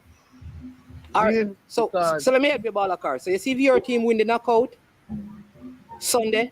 Yeah. Your team will represent Trelawney. Because remember, Falmouth already in tier 2, So they are trying. We get all of that. So You're not supposed to be we get all of that, man. All right. Yeah, me get that. Say we don't represent Tulane. Who we the playoff? The Western region side. So let me so that me finish and tell you now, because you say it's a baby step. So you would play against. They probably have 4 teams. One from Mobile. What your team name? Duncan's. Yeah. So Duncan's and say Savannah, and says Rossi's past student FC, and what are the already in it, and say a team Mount CLM from Montego Bay. I get where I say. So you see the 4 you go play off, and the one we win, that team goes straight to the semi-final to qualify for Premier League, because you would represent the Western Conference. Oh, you understand that now? That's how we used to run. I see where you say to go, you know. That me I tell you. Big up yourself. Someone is one. Me the thing say. So take out the team them. So like Reno would have in it. Cassava would have 2 teams in it. So them would have got it. Cassava have 1 team. The other team will have to play in the playoffs. Okay, so basically who will go St. Andrew and Kingston.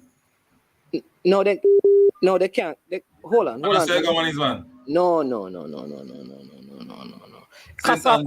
Cassava's never been given 2 teams. Cassava's always. Cassava's no.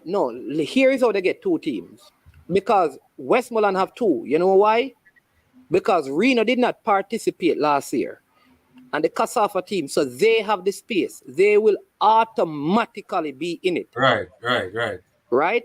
The other team, why they say they have 2 is that they have a chance. They don't get the space yet. They would have to win to go in. And the Cassava team. So if the Cassava team gets to the final and the Westmoreland team get to the final, they would have Reno plus the other Westmoreland team and Real Mona plus the other Cassava team. So someone is one. Is it that? Yeah, it makes sense now. So what may I say, man is one? You understand that, Carlington? Yeah. Can I see where the A League used to go, you know? Yeah. I see where the A League used to. I want to ask, man. You say 14 team in the league. That are the league where we just talk about. Yeah. Where we talk like A League. How much team in the National League now? CM 12? 12. 14. But 14. But you know that them just said that they want to cut down to 10. Why? And if you cut down, listen to me. That's what the sponsor. A long time we there at Jamaica, we look for National League for step up. How can you come from 12, you add 2 more to 14, then you're going back, you want to go back to 10. That means you deteriorate the league. I would love to see National League reach 18 teams. At least 18 teams supposed in a National League. That is how Jamaica can get start play competitive football. We can't have a National League, a JPL league, where is the top league in our country, and we're gonna play 3-4 months with a ball, and then we want to go up to some player where internationally I play 9-10 months worth of football. It not gonna work. That's why up till today the Jamaica football not moving. Yeah, because what the sponsor is saying is that we don't have enough money to operate a league with 14 teams. He said the economy can't manage it. That's his thing. Well, that's his reason. And see, next coach here, I said that money is the problem. And Gina Tapper is saying can't afford it. Gina Tapper rushes past student FC is the only name. Lucy FC. We're changing it. Lucy FC. I was hearing that about a thing the other day. I want to say about the government. If the government can chip in and come in with the help of the private sector. Yeah. When me that think, and I don't know if anybody think it this way. Enough time we say people don't have enough work in Jamaica and people not work. That's why a lot of crime and this. We can turn the sports in Jamaica in a professional way where we can use the sports as a job. You understand what I'm saying? Instead of a man I go leave him job and then have left work to come train, we can turn the sports in a job. The government, the private sector, and the JFF and the Cassava can sit and with them can have a meeting and say, here we go. go this way by playing the player them, as a Simon said, playing the player them at X amount a month, but we're going to draw tax from the player them. That means it's a job. You understand what I'm saying? Yeah. Because even if a player play National League and I play the highest league in Jamaica, even if him don't make the national team or him don't get a chance to go overseas, at least a player can say, boy, me play for my club and me can buy a house out of a club. Me can get a house to housing trust. Me can afford me look for youth them and me can buy a look for one car that can carry me youth them to school, but me never make it overseas. So at least the league where you play local, you can achieve something at least a house as a player. Because the highest point a man want to reach in life is to have a house. Not see how much money a man want to have. The first thing as them get the money, the first thing them tell us them want. A big house. Yeah. But you know, I So made when the a man point have a earlier. roof, when a man have a roof over him head and know say a clean roof that he feel comfortable. Sometimes he get him broke, you know. He feel comfortable in himself and know a clean place with him. Listen, Carlington, you used to run a club. You say you used to coach a Rockford. All right? Chris, if you want to talk, you just let me know, you know. But let me say this to you. I was saying this earlier. So I when I came back, I said, listen, let me help some youth and run a club and just help them just for the purpose of charity. It cost me because I wanted to run it based on my experience, professional. I wasn't paying them, but it was one of the clubs that had everything. They never thought about transportation, meals, and you know, gears, equipment. They had the best of everything. Watch this. So that was running me $2 million a season without paying players. You know what the prize money was for winning the competition? 150,000 Jamaican dollars. All right. And you know, when I get that now, them tell us them take out your affiliation fee. If you get yellow card, them take it out. If you get red card, them take it out. So by the time you get the money, you get our $70,000 and you get it in portions. So how do you run a club like that and pay players? We had a national player who I did an interview with around 2 weeks ago. National player who still plays, you know. So he still plays. He was at a club. Do you know how much money he gets weekly? 9,000 Jamaican dollars. National player. And he's one of the best players in the league. Hold on there. 9,000 Jamaican dollars is less than 100 US dollars, you know. Less than 90 US dollars, you know. Less than 70 US dollars, you know. A week of professional footballers, one of the best players in the island, in his position. Money. Let me take here, Richman, go ahead. Look what Robert said. How many players own teams? How many athletes in general own clubs? Or football needs would rather keep it at bad clubs. Watch this now. Look how much ball I have to fly out. None of them never come back and say, all right, I'm going to take up my team in hand. Or I'm going to take up this team in hand. Because we will have a mentality where say football a joking. I see somebody say this government does not we have a society that does not believe in entertainment or sport. We view it as recreation. We don't view it as a career. Man, it's a music me play. Me used to play ball. Somebody on the both spectrum, I think. So me know say nobody no view football serious or sports serious. I will not view entertainment as nothing serious. It's really like, sure, let man go do that in the next spare time. No. If we're gonna do this, we need sponsorship. And this is a thing we must see with the local with the national team. We are try get sponsors in the country. Them can do so much and no more. If you link Volkswagen or some one of these big corporation overseas, them wouldn't mind sponsor and football league, a national football league, right? Yeah. But not only that, Wicked Man Chris, let me tell you this. And you know this, if you run a club in Jamaica, you know this. Gate receipts are very important in football. I guarantee you that more than 60% of the fans will go a football game in Jamaica, don't pay the full price to go in. Man, both them are running the gate, man. I want to pay money, man. So if I $300, half of the people go there and say, boy, 150 me have right now, you know. You understand me? And you know that you need fans in there, so what you do? Put 50 more on it, man, because of 3 bills, man. No, and a man said, no, man, if we give you 50, what we are going to use buy a juice? And you say, all right, give me $20. I say, and you end up paying $170 for a $300 ticket. And then half of the other people, them. But money, watch this now, bro. Remember, you know, you have a thing you call marketability. Most of these clubs don't have any of that. Remember, you know, I just them still have this use of the community and the surrounding environs them are really them support. So until the man we watch a league and from Upper Jackson say, yeah, side they play nice, them like them, you know, I'm gonna take in them match one day. You have to have marketability, make people from other places outside of the community and the surrounding environments want to come and watch the game. But say have in Spain, must say have people come from Canary Islands where Madrid are themselves and them take a plane and a train and a bus and a taxi and walk to the stadium for watch Madrid, you know. So have to have the marketability there. And most of these clubs don't have that. Yeah. Go ahead, Carlington, and then Unseen, and what then I'm saying to you, man, is one. Because the show. Yeah, man, is one. I think I'm just gonna say it again.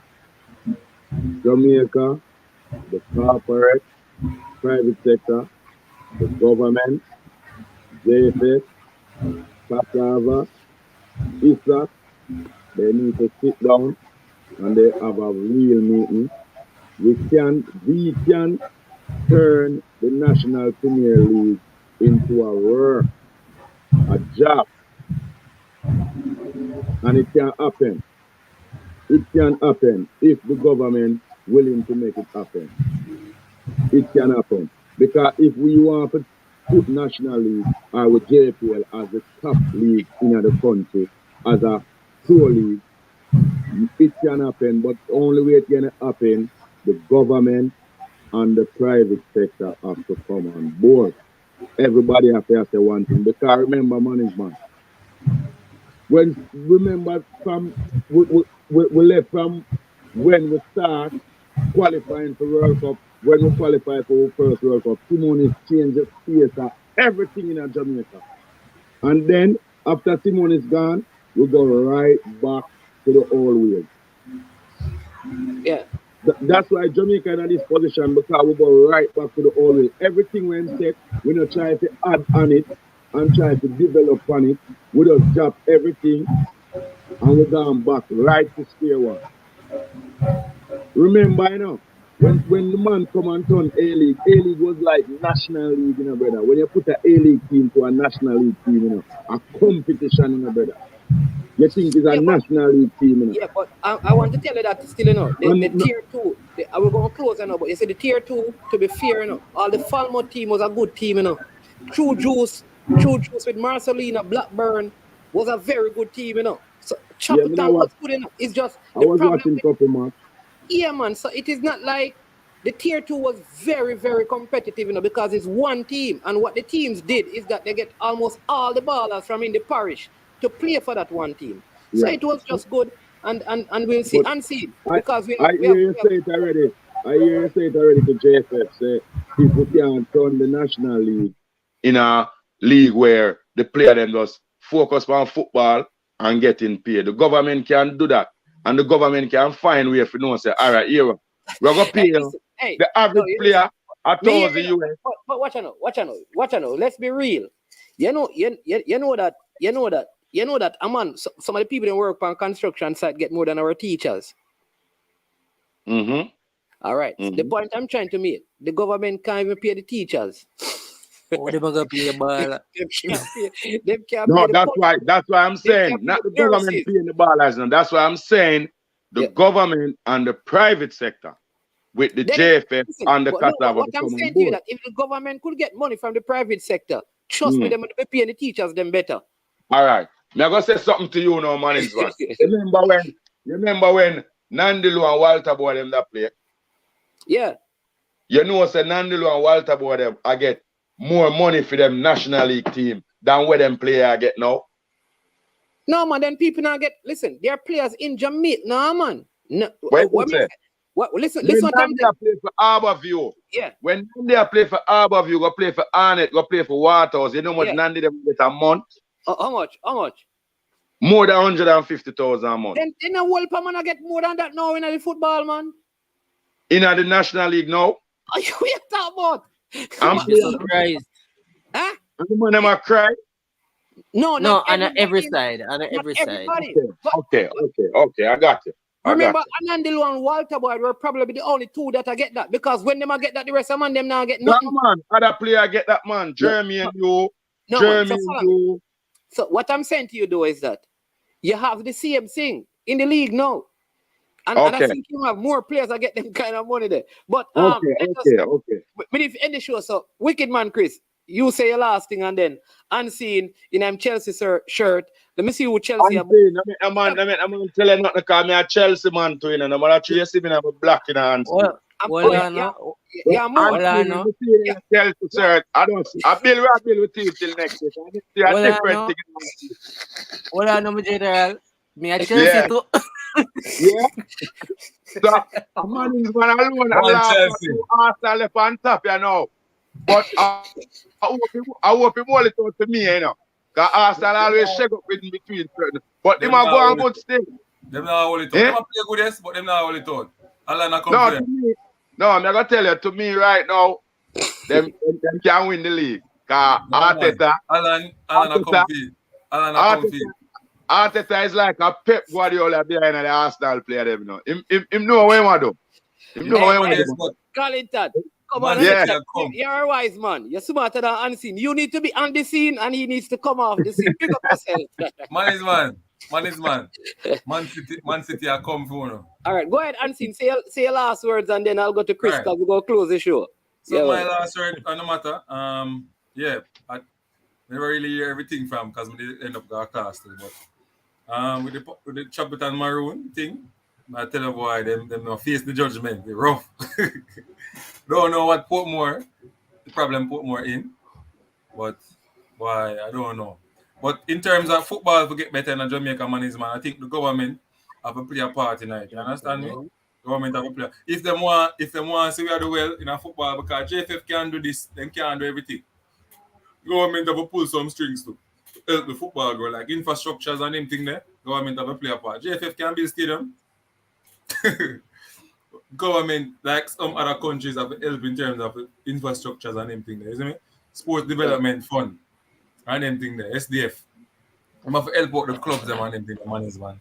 Also, in terms of payment to the player them, you have to improve payment of players so the youth them can play football and don't go work. Because we are going to try to compete with some overseas players and we are training 1 time per day. And then man, they are training 3 times per day. With the back of the 8 ball from morning. That's all I have to say. All right, big up Unseen. Wicked Man Chris, your time. And then we'll go close out. What say you? 3 times per day and 3 times for the 1 day. Well, man, I don't really have much to say now, but boy, I can say it's Chapelton. Why? As the Unseen say, they must face the judgment. But I don't really have much to say now. God go with them, you know. Come, I go. You say I'll go with them. I mean, my side just come out to the relegation scrap. Right. Because Tivoli your support now. Yeah, they say it there. Yeah. I guard your support. They are going good. Jeremy and Johnson get them to play some good ball. Hey, but people, listen, it has been longer than it's supposed to be, but it was a good time because it is almost 3.5 hours. So big up on yourself. Remember, Jamaica played Trinidad and Tobago in under 17 a couple of games, and the national team going to play Trinidad in a couple of games as well. Look out for that. You understand me? But bless up. Wicked Man Chris, Carlington. Yeah, man. Thanks for your input. Unseen. Big up yourself. Brian, leader. You understand me? All the persons in the comment section, big up on yourself, one and all. You understand me? Dre Any Weather, one take that. Eagle Republic, D. Hey, Jenna Tupper. You don't know. You know, we had some ladies in there like Claudia. Yeah. AM Henry. Yeah, Anita Winter, top striker. Rob Simmons, fresh god. Bala Car. Kwame from Outer Senti. King Java from Donga South. Ishmael King. Whitehall, Kingston 8. Jan Armstrong. AQ. The Wolmers, man. Bless up yourself. Winston Burger. Not Burger King. You understand me? Who else there? The Eagle Republic. You understand me? You know how jeans them ever fit. Pagan 180. Not 360, not full circle. You understand me? But 180 degree. You don't know. You understand me? Big up. Coach Naji. Up and running. You understand me? Bless upon yourself, one and all. Tennessee. Them you see. Elegant hero. Bless up yourself. Humble youth. Oh my God. You're there to Alex Reed. I don't know who Bobby Green is. If Bobby Green him need to go beard. Miracle. Bless up yourself. Norman Turner. Yeah. Yo, so much names. Douglas. Yeah, man. Malachi Douglas. No, him name B. Douglas. Leon Price. Up. All right. I don't know if I can remember any more names. Bless up on the cell phone and all. I am management. This has been I Am Sure Sports. Humble One Media up. You know how it is. Jason. You understand? You know, when it gets to this point, we say we are over and hit the subscribe button before you go, the like and the share. You understand me? I am management. This has been I Am Sure Sports. And we are over and we are OUT out of here. Yo, watch about dog, SK New heard this. The body out there, Sniper King I represent for I Am Sure Sports. You get to me, I say, when you want the latest news and sports and updates and all of that, check out I Am Sure Sports. You know the thing goes in. Remember, cover the whole island. Remember Kingston, Westmoreland, Galchester, Ocho-Race, Galtigo Bay. Everywhere. I Am Sure Sports. Check it out for the latest news and latest updates. Sniper King I represent. Where them feel like? Ha. Yeah, someone on for the food from young, from where they knee height. I Am Sure Sports. Yeah, dog.